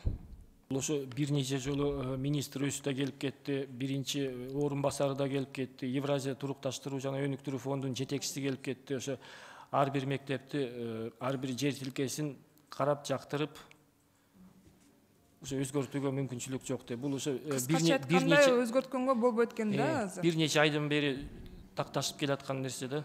Мынакей Бактыбек Үсөнбекович да аябай жакшы сунуш айтты да сиздерге да. Эмнегедир баардык кандайдыр бир грант келеби, баарын алып келип чоң шаарларга эле сала беребиз да.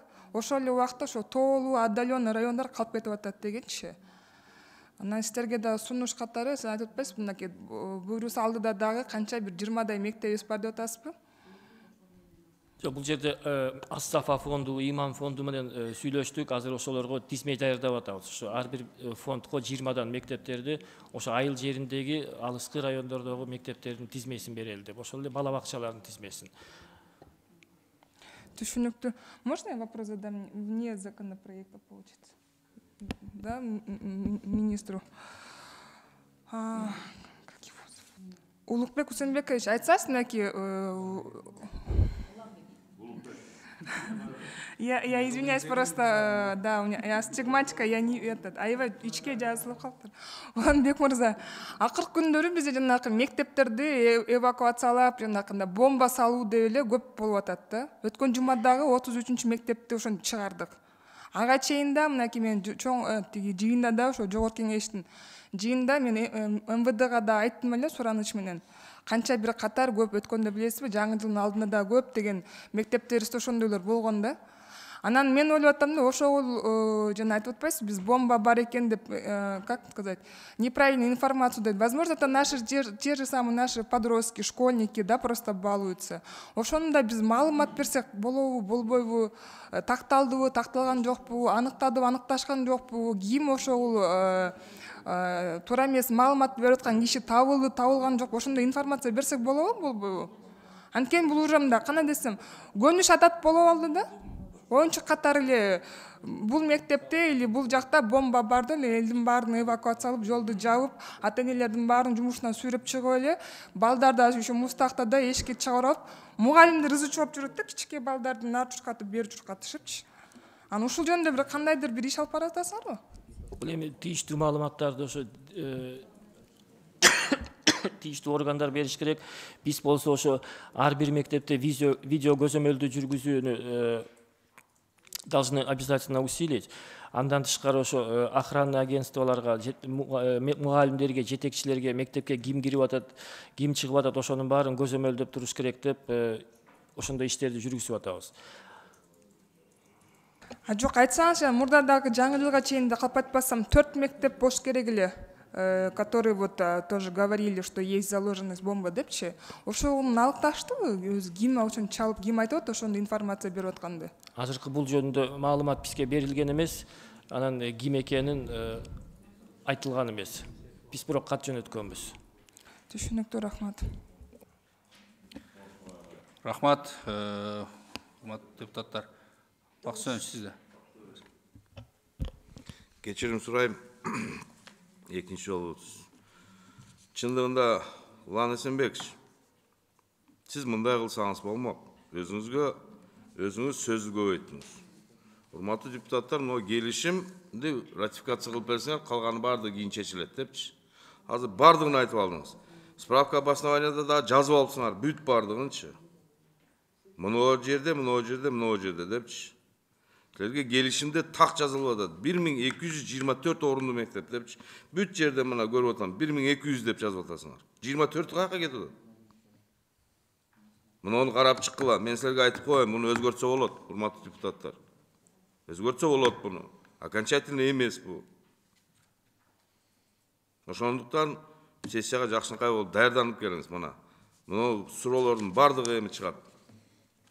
Келишимде эчтеке жок, ушу келишимди ратификацияга алып келип эле, кийин карайбыз деп койсоңуз эч сөз болмок эмес. Эми даярданын бүт баардыгына. Рахмат, Бактыбек Үсөнбекович.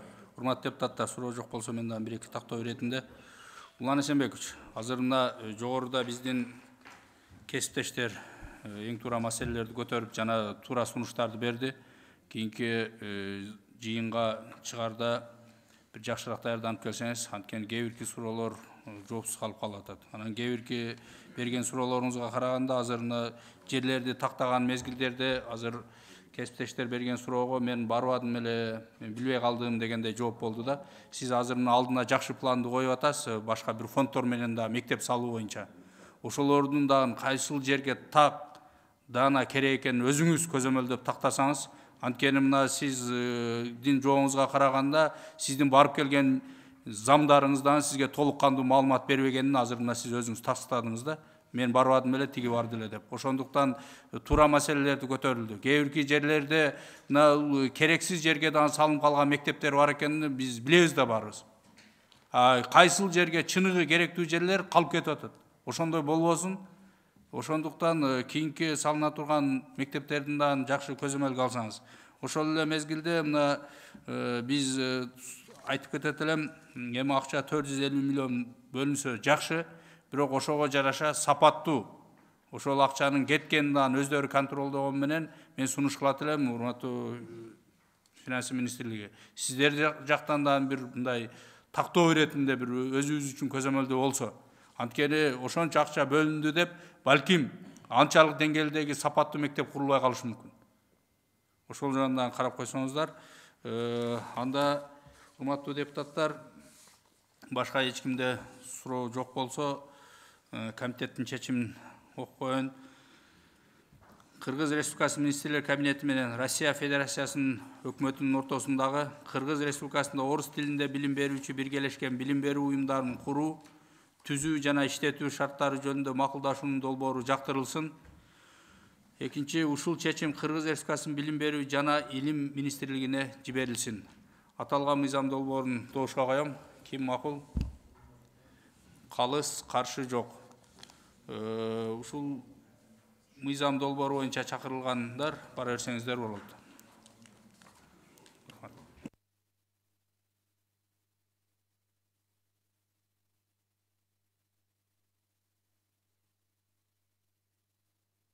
Анда кийинки маселе боюнча 7-чи маселе күн тартибинен алынды. 8-чи маселенин боюнча Кыргыз Республикасында үйлөнүү, той, үй-бүлөлүк салтанаттарды, маркумду акыркы сапарга узатуу жана маркумдун элесине арналган иш-чараларды өткөрүүнү тартипке келтирүү жөнүндө Кыргыз Республикасынын бузуулар жөнүндө кодексине өзгөртүүлөрдү киргизүү тууралуу, Кыргыз Республикасынын мыйзамдарынын долбоорлору боюнча парламенттик угуулардын сунуштамаларын бекитүү жөнүндө демилгечи Кыргыз Республикасынын жогорку кеңешинин социалдык саясат боюнча комитети, баяндамачы Кыргыз Республикасынын жогорку кеңешинин социалдык саясат боюнча комитет төрагасынын орун басары Маткенов. Урматтуу депутаттар, аталган мыйзам долбоорунун демилгечиси Кыргыз Республикасынын жогорку кеңешинин депутаты Улукбек Зулпукар Чормонов аталган мыйзам долбоорлору Кыргыз Республикасынын жогорку кеңеши тарабынан 2021 жылдын 22 июлунда биринчи окууда кабыл алынган. Бул мыйзам долбоорлору жарандардын арасында ашыкча ысырапкорчулук, шан шөкөттүүлүк фактыларын жоюу, ошондой эле финансылык ресурстарды сарамжалдуу пайдаланууга багытталган элдик демилгелерди колдоо максатында иштелип чыккан. Жогоруда көрсөтүлгөн мыйзам долбоорун талкуулоо үчүн Кыргыз Республикасынын жогорку кеңешинин парламенттик угууларын өткөрүү жөнүндө жогорку кеңешинин депутаты Улукбек Зулпукар Чормоновдун кайрылуусуна байланыштуу комитет 2022 жылдын 28 февралында парламенттик угууларды өткөрдү. Ага жогорку кеңешинин депутаттары, мамлекеттик органдардын жана жергиликтүү өз алдынча башкаруу органдарынын өкүлдөрү, жалпыга малымдоо каражаттары жана коомдук ишмерлер катышты. Парламенттик угуулардын жүрүшүндө катышуучулар тарабынан мыйзам долбоору боюнча тиешелүү сын пикирлер жана сунуштар берилди. Ошондой эле парламенттик угууларды катышуучулар жогорку кеңештин депутаты Улукбек Зулпукар Чормоновдун жетекчилиги астында мыйзам долбоорун жеткире иштеп чыгуу боюнча жумушчу топ түзүү сунушун киргизишти. Парламенттик угуулардын катышуучулары 2021 жылдын 28 октябрындагы номер 126 Кыргыз Республикасынын бузуулар жөнүндө кодексинин күчүн жоготкондугуна байланыштуу жогоруда аталган мыйзамды ишке ашыруу максатында Кыргыз Республикасынын укук бузуулар кодексине өзгөртүүлөрдү жана толуктоолорду киргизүү зарылдыгын белгилешти. Буга байланыштуу мыйзам долбоорунун пакетин Кыргыз Республикасынын бузуулар жөнүндө кодексине өзгөртүүлөрдү киргизүү тууралуу Кыргыз Республикасы мыйзамынын долбоорун алып салуу сунушталды. Парламенттик угуулардын катышуучуларынын сын пикирлерин жана сунуштарын эске алуу менен жумушчу топ тарабынан иштелип чыккан мыйзам долбоорунун тексти парламенттик угуулардын сунуштамалары түрүндө киргизилет. Комитеттин жыйынында Кыргыз Республикасынын Жогорку Кеңешинин депутаты Улукбек Зулпукарович Ормоновдо чакырылган. Урматтуу депутаттар, сиздерде бул маселе боюнча документтер таратылып берилген. Кимде кандай суроолор жана сунуштар болсо, Улукбек Зулпукарович ушул жерде берсеңиздер болот.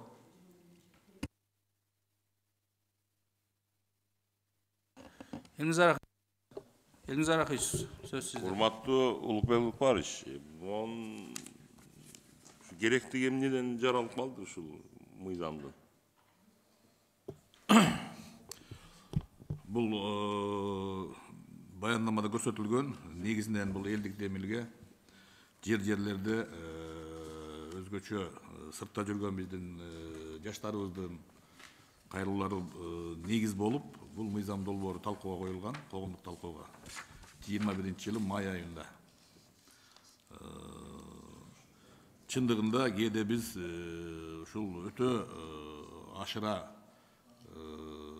жарышуу, ашыра ушул мындай бир ысырапкерчиликти болуп аткандыгы белгилүү. Ошондуктан ошонун баардыгын жолго салуу максатында.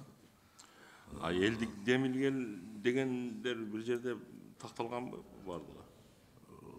Бар, менде айтып атпайм, конкреттүү түрдө ушул аксакалдар кеңеши бар, сырттан Москвада иштеген жаштардын кайрылуулары бар. Мен мына 4 чакырылыш депутат болсом, ушул мыйзам долбоорундай коомдук талкууну мен көрө элек болчумун. 5000ден ашуун сунуш келип түшкөн. Аябай кызуу талкуу болгон. Албетте, анын ичинде такыр кабыл албагандар да болгон. Бул туура эмес. Бизди чектеп кереги жок. Өзүм билем, мен атам каза болуп атса мен каалаганымды соём дегендер бар.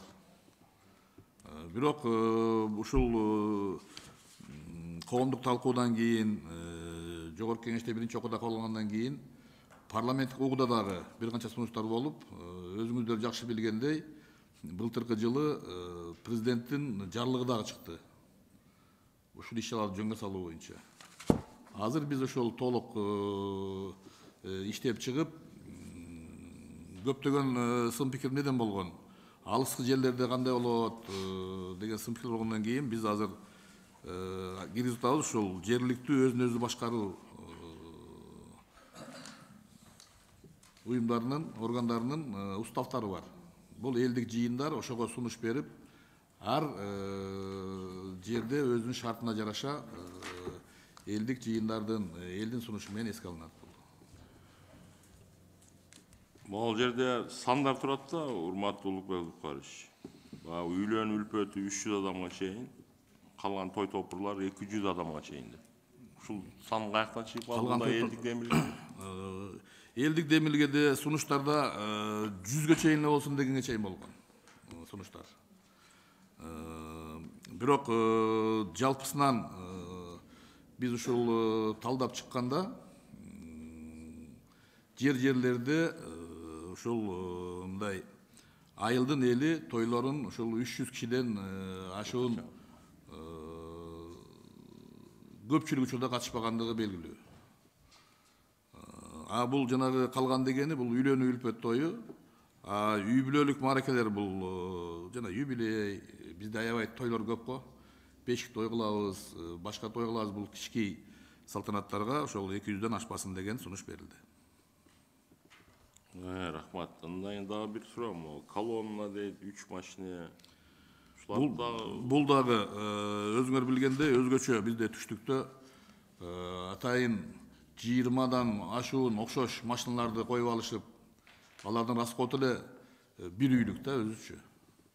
3 автобус болуп калсачы? 3 автобус болуп калса. Эми автобус деген 3 автобус болот. Уже транспортный единицага как легковые, так и большая габаритная игра. Бул жерде аны караган эмеспиз, чындыгында. Эске алынган эмес. Бишкектен башка жерде 300 адамдан ашык бата турган ресторан, кафелер бар экен да? Бар. Мен өз негизинен каршымын мондай чектөөлөргөчү. Bunu çektesen daha çektiğin basan da kıl almayısın. Hem жақсы эле мыйдамга окшоп атат. Биздин кесиптер сунуш кылып атат.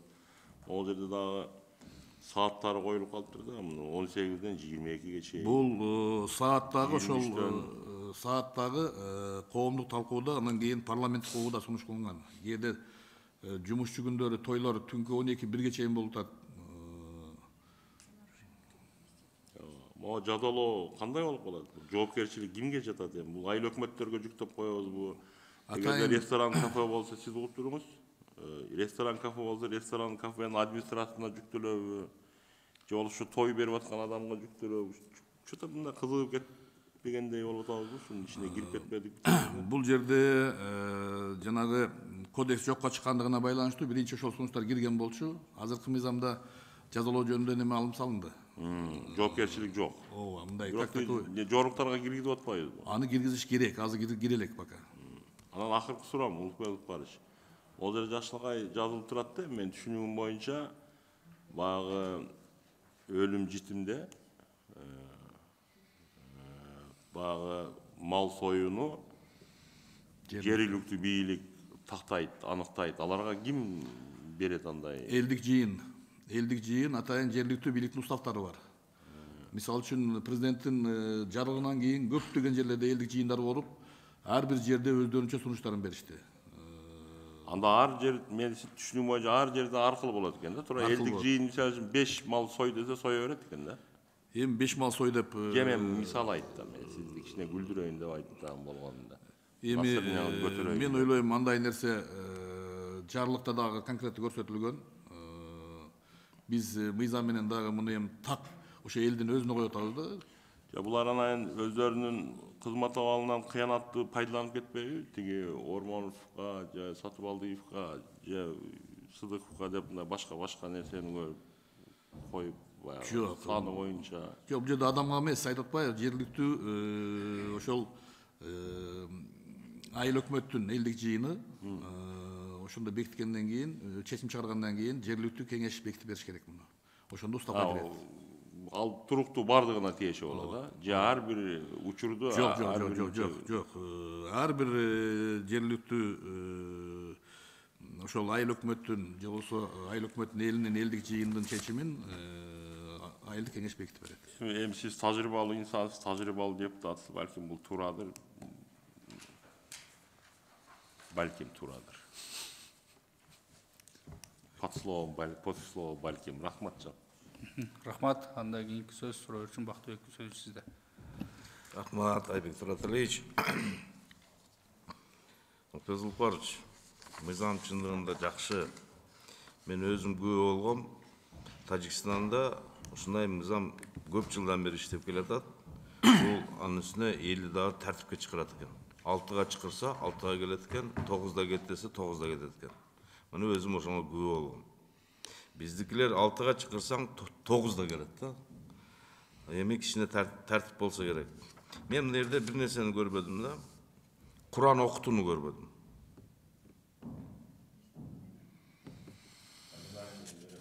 Жо поминальный обряд жаназа деп атат да. Туурабы? Кийин Куран окутат го. Ошондо мындай чектөө жокпу? Не дегенде, айырда чектөө койсок туура эмес болуп калабы. Ошоңо киргизбедиңерби дейм да. Кандай ушуну жооп берет? Биринчи мыйзам долбоору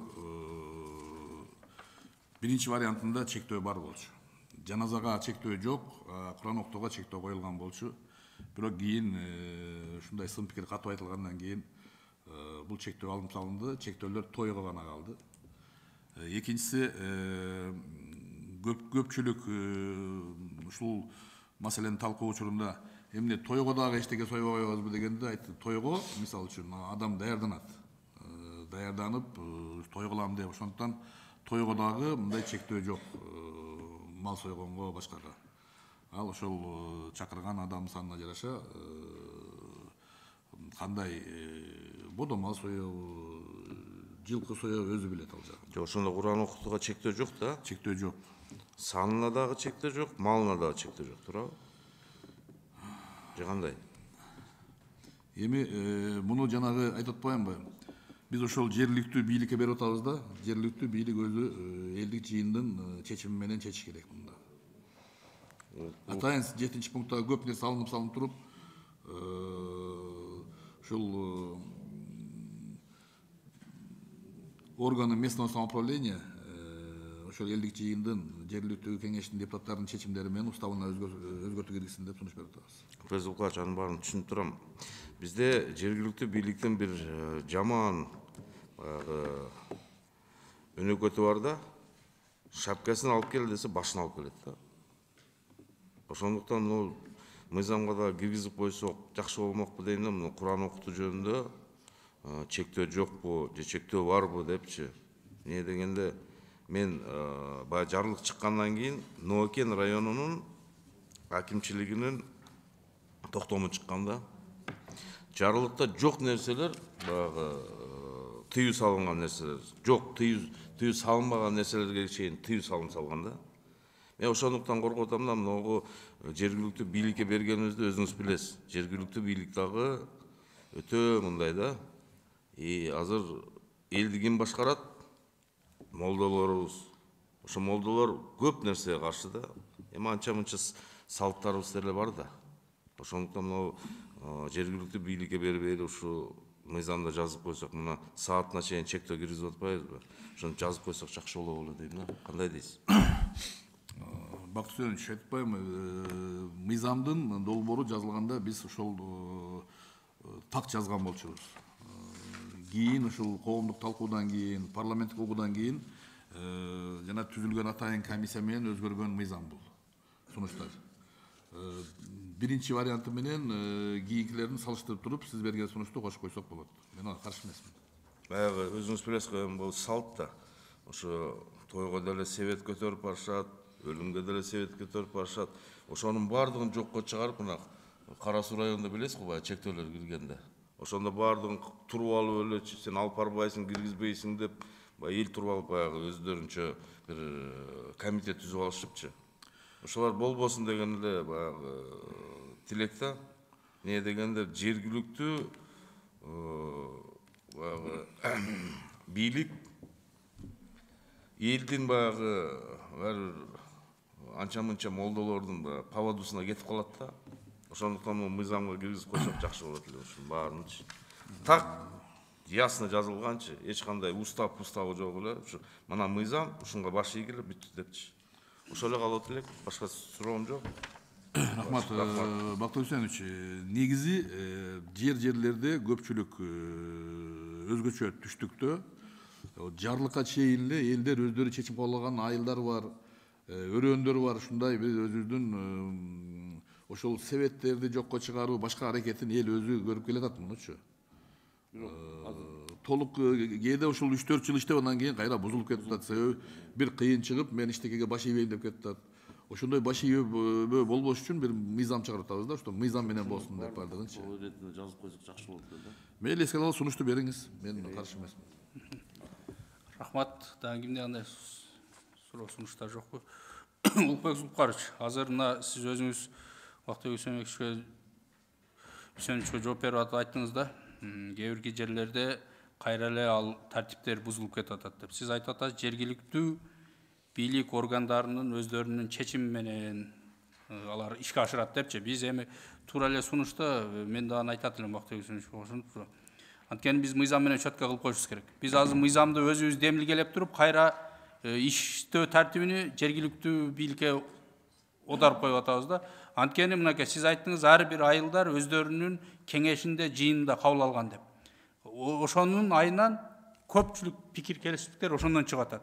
Анткени кээ бир айылдагылар биз узак жактан келет, биз мондай сойсок болот экен деп атат. Ал жерге барган биздин урматтуу аксакалдарыбыз, аталарыбыз, мен тияка барып мындай жилик жеп келдим. Эртең мен өткөндөн кийин дагы сен ушуну союшуң керек деген талапты коюп атат. Бизде мыйзам Кыргыз Республикасынын кайсы аймагында, кайсы чөлбөгүндө болбосун бирдей иштеш керек. Бардык жерде, бардык эл кимдигине карабай, кайсыл жердигине карабастан бир мыйзамдын түбүндө биз иш алып барышыбыз керек. Ошол мыйзам бирдей иштей тургандай кылып жазышыбыз керек Зулпукарович, анткени азыр мына туура биздин былтыры чогуу ушул жерде коомдук талкууда, ушул жерде биздин аксакалдар менен кошо талкуулаганбыз. Ал жерде бир-эки маселелерди киргизишкен. Бирок ошол эле мезгилде эми биз баарыбыз эле уга берсең, баарыныкы туура. Бирок биз ошол мыйзам чыгаруу органынын өкүлү катары ошонун ичинен бир өзүн тандап алып чыгып туруп киргизишибиз керек да. Кандай дейсиздер? Ошондуктан бул мыйзам биз чыктыбы, баарына бирдей иштеш керек. Ал жергиликтүү өздөрүнүн, ал ошол жыйында кабыл алган жергиликтүү бийлик өкүлдөрү да биздин мыйзамга карап өздөрү бир жыйынтыкты кабыл алыш керек. Вот мыйзамда монтип жазылып турат. Биз мыйзамды аткарыш үчүн биз муну союшубуз керек же сойбошубуз керек деген бир так далил болуш керек. Анткени сиз айтканда ушул боюнча жергиликтүү жерге калтырып койсок, эртең мунун артынан дагы бирөөнү жумуштан алыш үчүн же башка кылыш үчүн иштеп кетет. Вот жакпай калганын, вот мынакей сен туура эмес жыйынтык чыгаргансыңар деп туруп алып коет. Алынбады ошентип. Ошондуктан бул жерге четко жазсак, раз мыйзам жазып аткандан кийин мындай болот и аткарылат деп. Мен сунушум ошол. Урматтуу коллегалар, мен принципине мен каршы эмесмин. Бирок мынау кээде мына эл өзү орноткон тартиптагы биз мыйзам менен бузуп албайлы деген ой бул жердечи. Мына мисал үчүн жарлык чыккандан кийин мына Боз Тере айыл өкмөтүндө элдик чоң элдик жыйында Боз Тере айыл өкмөтү чечим чыгарды, алар эл чечим чыгарды. Ушул бир жылкыга же бодомалга уруксат берилсин деген. Бизде өзгөндө мисал үчүн атайын жыйын болуп, эки койдон ашык союлбасын ошол деп эл өзү чечкен жерлер бар. Биз ошого элдин өзүнө коелу деген сунуш ошондон чыккан. Себеби биз Кыргызстан боюнча бирдей кылалы десек, мындай туура келбей калып. Муну эске алсаңыздар, эгерде сунушуңуздар болсо, экинчи окуга бергиле. Мен өзүм сунушум бар бул жерде. Башында такыр ушул жаназада себеби өлүм айтып келбейт экен. Ошондуктан өзгөчө жаш жигиттер каза болгондо, жаш балдар каза болгондо ошол ичинен кан агып турган адам мал соем деп аракет болбой, эчтеке союлбасын деген да радикалдуу сунуштар бар. Жөн гана болсун, кийин эскерүүсүнө, андан кийин элди чогултуп эскере берсин деген да сунуштар бар болчу. Бирок биз элибиздин жанагы кыргыздын салтын, ушул түптөлүп калган үрп адатын эске албасак болбойт экен да. Мисал үчүн нарым менен ошту салыштырып болбойт. Биз эми тоолук жер өзүнчө, шаарга жакын жерлер өзүнчө ушул нерсе бар экен да. Мен бир жылдын ичинде көптөгөн кайрылууларды окудум, көптөгөн мени сөккөндөрдү окудум. Сен кыргыздын бардык нерсесин жок кылып дегенге чейинчи. Ошондуктан бул жерде эми сунушту бергели, экинчи окууда так бардыгыбыз карайлы. Азыр бул жерде жанагы парламенттик угуунун жыйынтыгын гана чыгарып атпайбызбы? Чечим жок пока. Чогуу ушуну так иштеп чыгалы. Мен макулмун. Туура, сиз азыр туура маселени айтып кеттиңиз да, бизде деле ошондой болуп атат. Мурда мына жарлык чыккандан кийин кээ бирки мына бүгүнкүгө чейин айыл башчы менен ошол айылдын тургуну сүйлөшпөй жүргөнү фактылар бар да. Сен мынакей менин атамда сойдурбай койдуң, тиякта союп атат, мына менден кийин канчасы сойду, сен именно мага карап туруп кылып койдуң деген ичара өтө көп. Азыр сиз айткандай мынакей эки кошу айылдын эле бирөөсүндө мына жылкы сойгонго уруксат, бирөөсүндө уруксат эмес. Бул кандай болуп калат? Мындай карасаңыздар, бул кайра биз мындай элди бөлүп жарууга алып келип атабыз. Анткени мынакей биз эки коңшу айыл бири-бирине сөзсүз мына өлүмгө, тойго барбасаңдан өлүмгө бар дейт. Барат. Ал жерди көрүп келгенден кийин кайра айтылып атат мынакей. Мына ушундай фактылар болду. Вот барып туруп тияка барганда алар эчтеке сойбойт, ачка каласың деген сөздөр айтылып жүрөт. Аларды биз деле угуп атабыз да. Мынтип биз элди бөлө турган мыйзамга алып келбешибиз керек бул. Бул чыныгы элди бөлүп жаруу болуп алып чыгат. Эртең сиз айткандай бул жерде жылкы союлсун, бул жерде только кой союлсун дей турган болсо, бир эле элди биз эки бачага киргизип коебуз. Эртең эл чыгат. Вот мынакей мыйзамда жазылып турат. Биз калаганыбызды сойсок болот экен, элдик жыйында кабыл алышыбыз керек деп, ошол жергиликтүү бийликтин кайра башын ортабыз. Ал жергиликтүү бийлик указга баш ийеби же мыйзамга эртең кыйын болот да. мынакей буякта кылайын десе президенттин указы бар, албаш керек. Азыр эгер сиз айткандай ошондой мал союуну кабыл алган жергиликтүү бийлик органдары, значит, президенттин указына каршы иштеп атат. Бүгүн бар да бизде указ, тура? Ага каршы иштеп атат экен, значит, өздөрүнчө ошентип указ иштебей атат экен, мына сиздин айтымыңыз боюнча. Бул кандай? Биз ушинтип өзүбүз кайра элди бүдөмүк ойго тыгып атабыз да. Ошондуктан бир мындай караш керек. Туура сын пикирлерди уктук сиз менен бизде анча. Айбек Анатольевич, мындай да, президенттин указынан деле такыр эчтеке союба деген жер жок. Ошол өлүм чыккан жерде союлбасын, мындай азайталы ысырапкерчиликти деген сунуш болгон. Ошол негизинде биз, мен коркконум эмнеде, ошол калыптанып калган, ошол эл өзү указга чейин, мына биздин мыйзамга чейин эл өзү чечим кабыл алып, ушул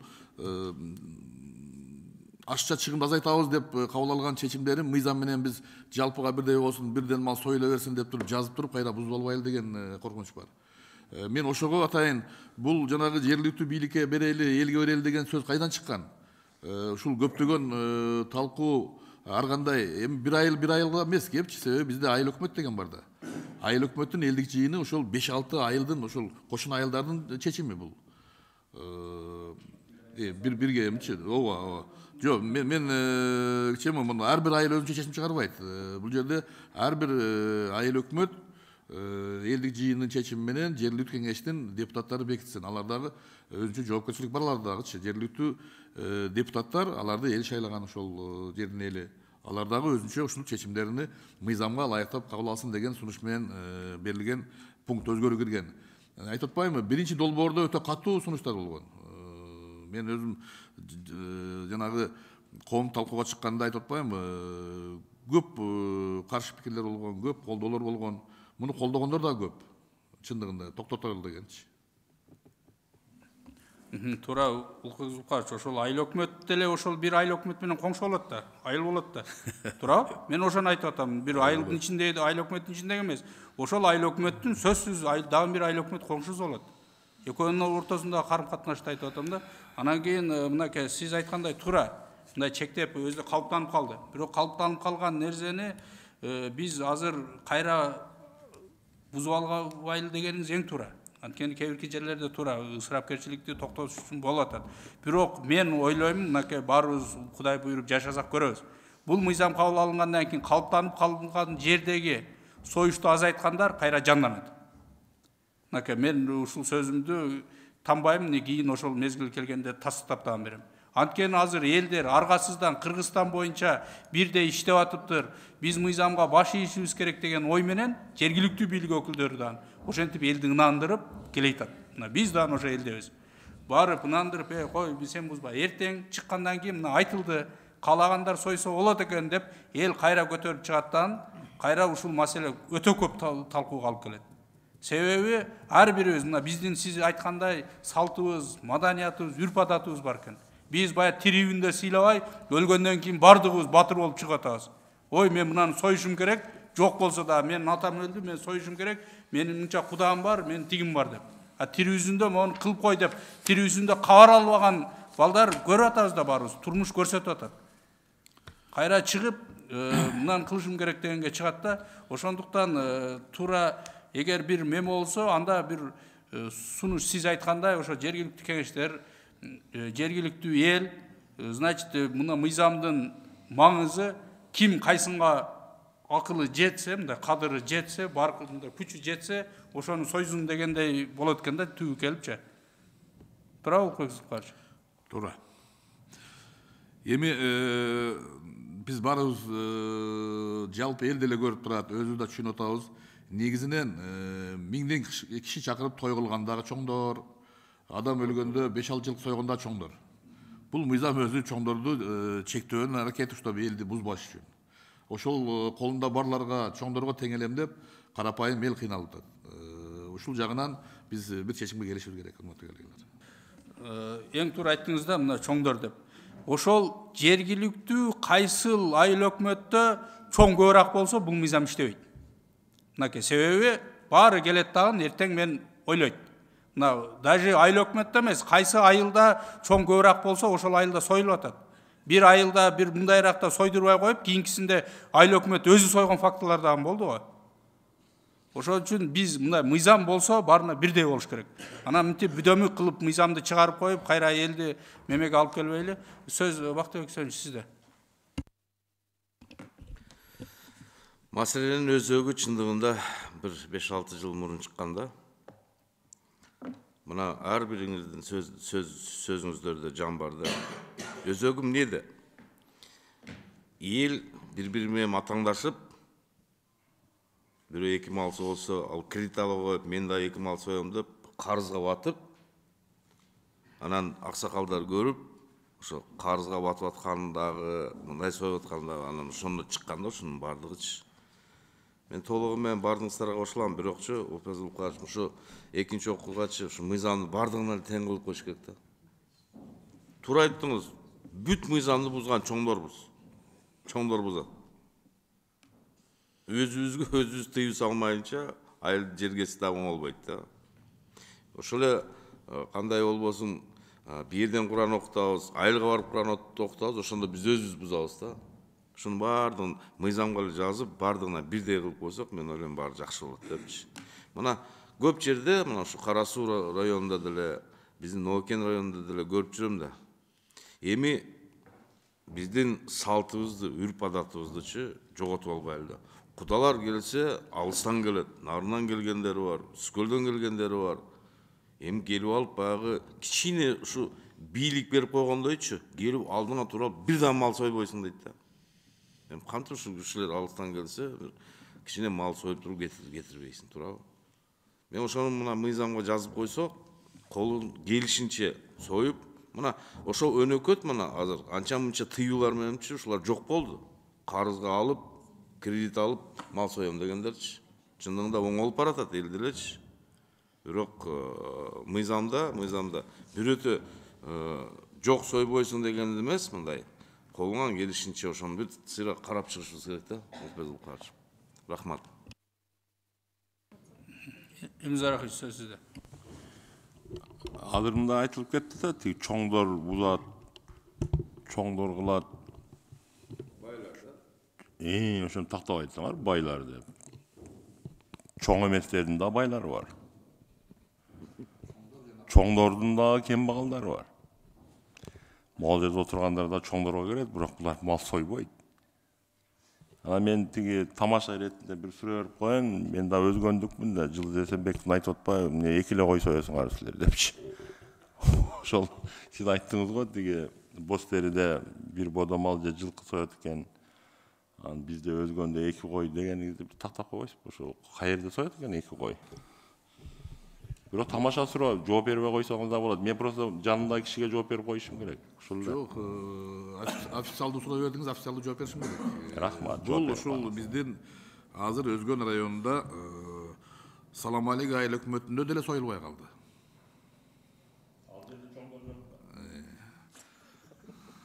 Негизинен жалпы эле мурда эл өзү чечим чыгарганда ылдыйдагы чөл деп коелу, ошол жакта болуп атса, азыр указдан кийин Өзгөн району боюнча толук эле мал сою токтогон азыр.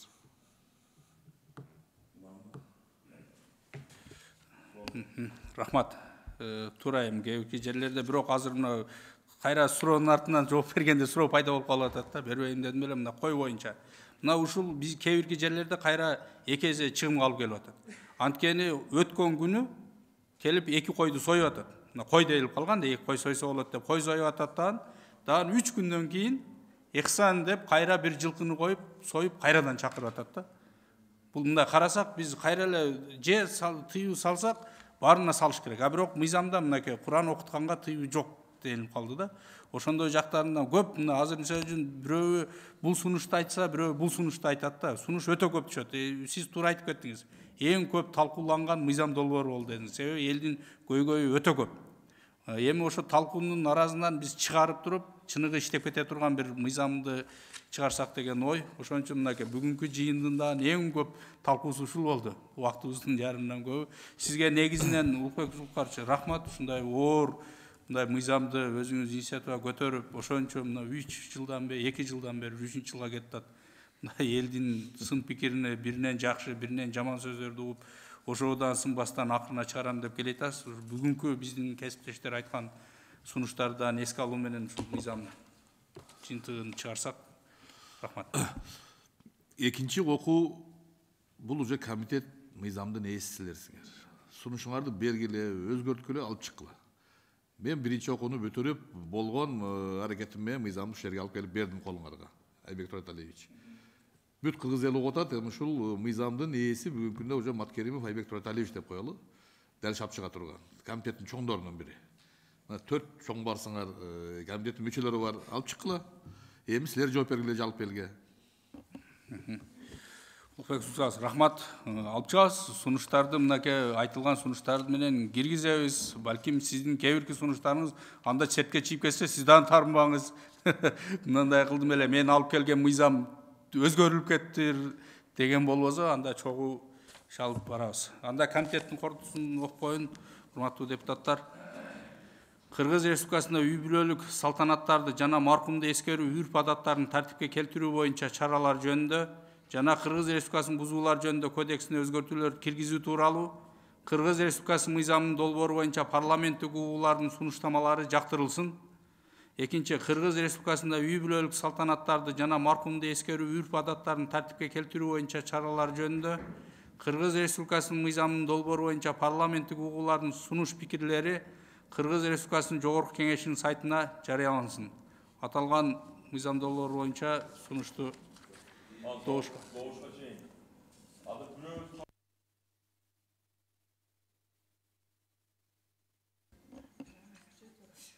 Жок, эми ким кайсыл көпчүлүк менен болсо өтөт. Анда добушка коем мыйзам долбоорун.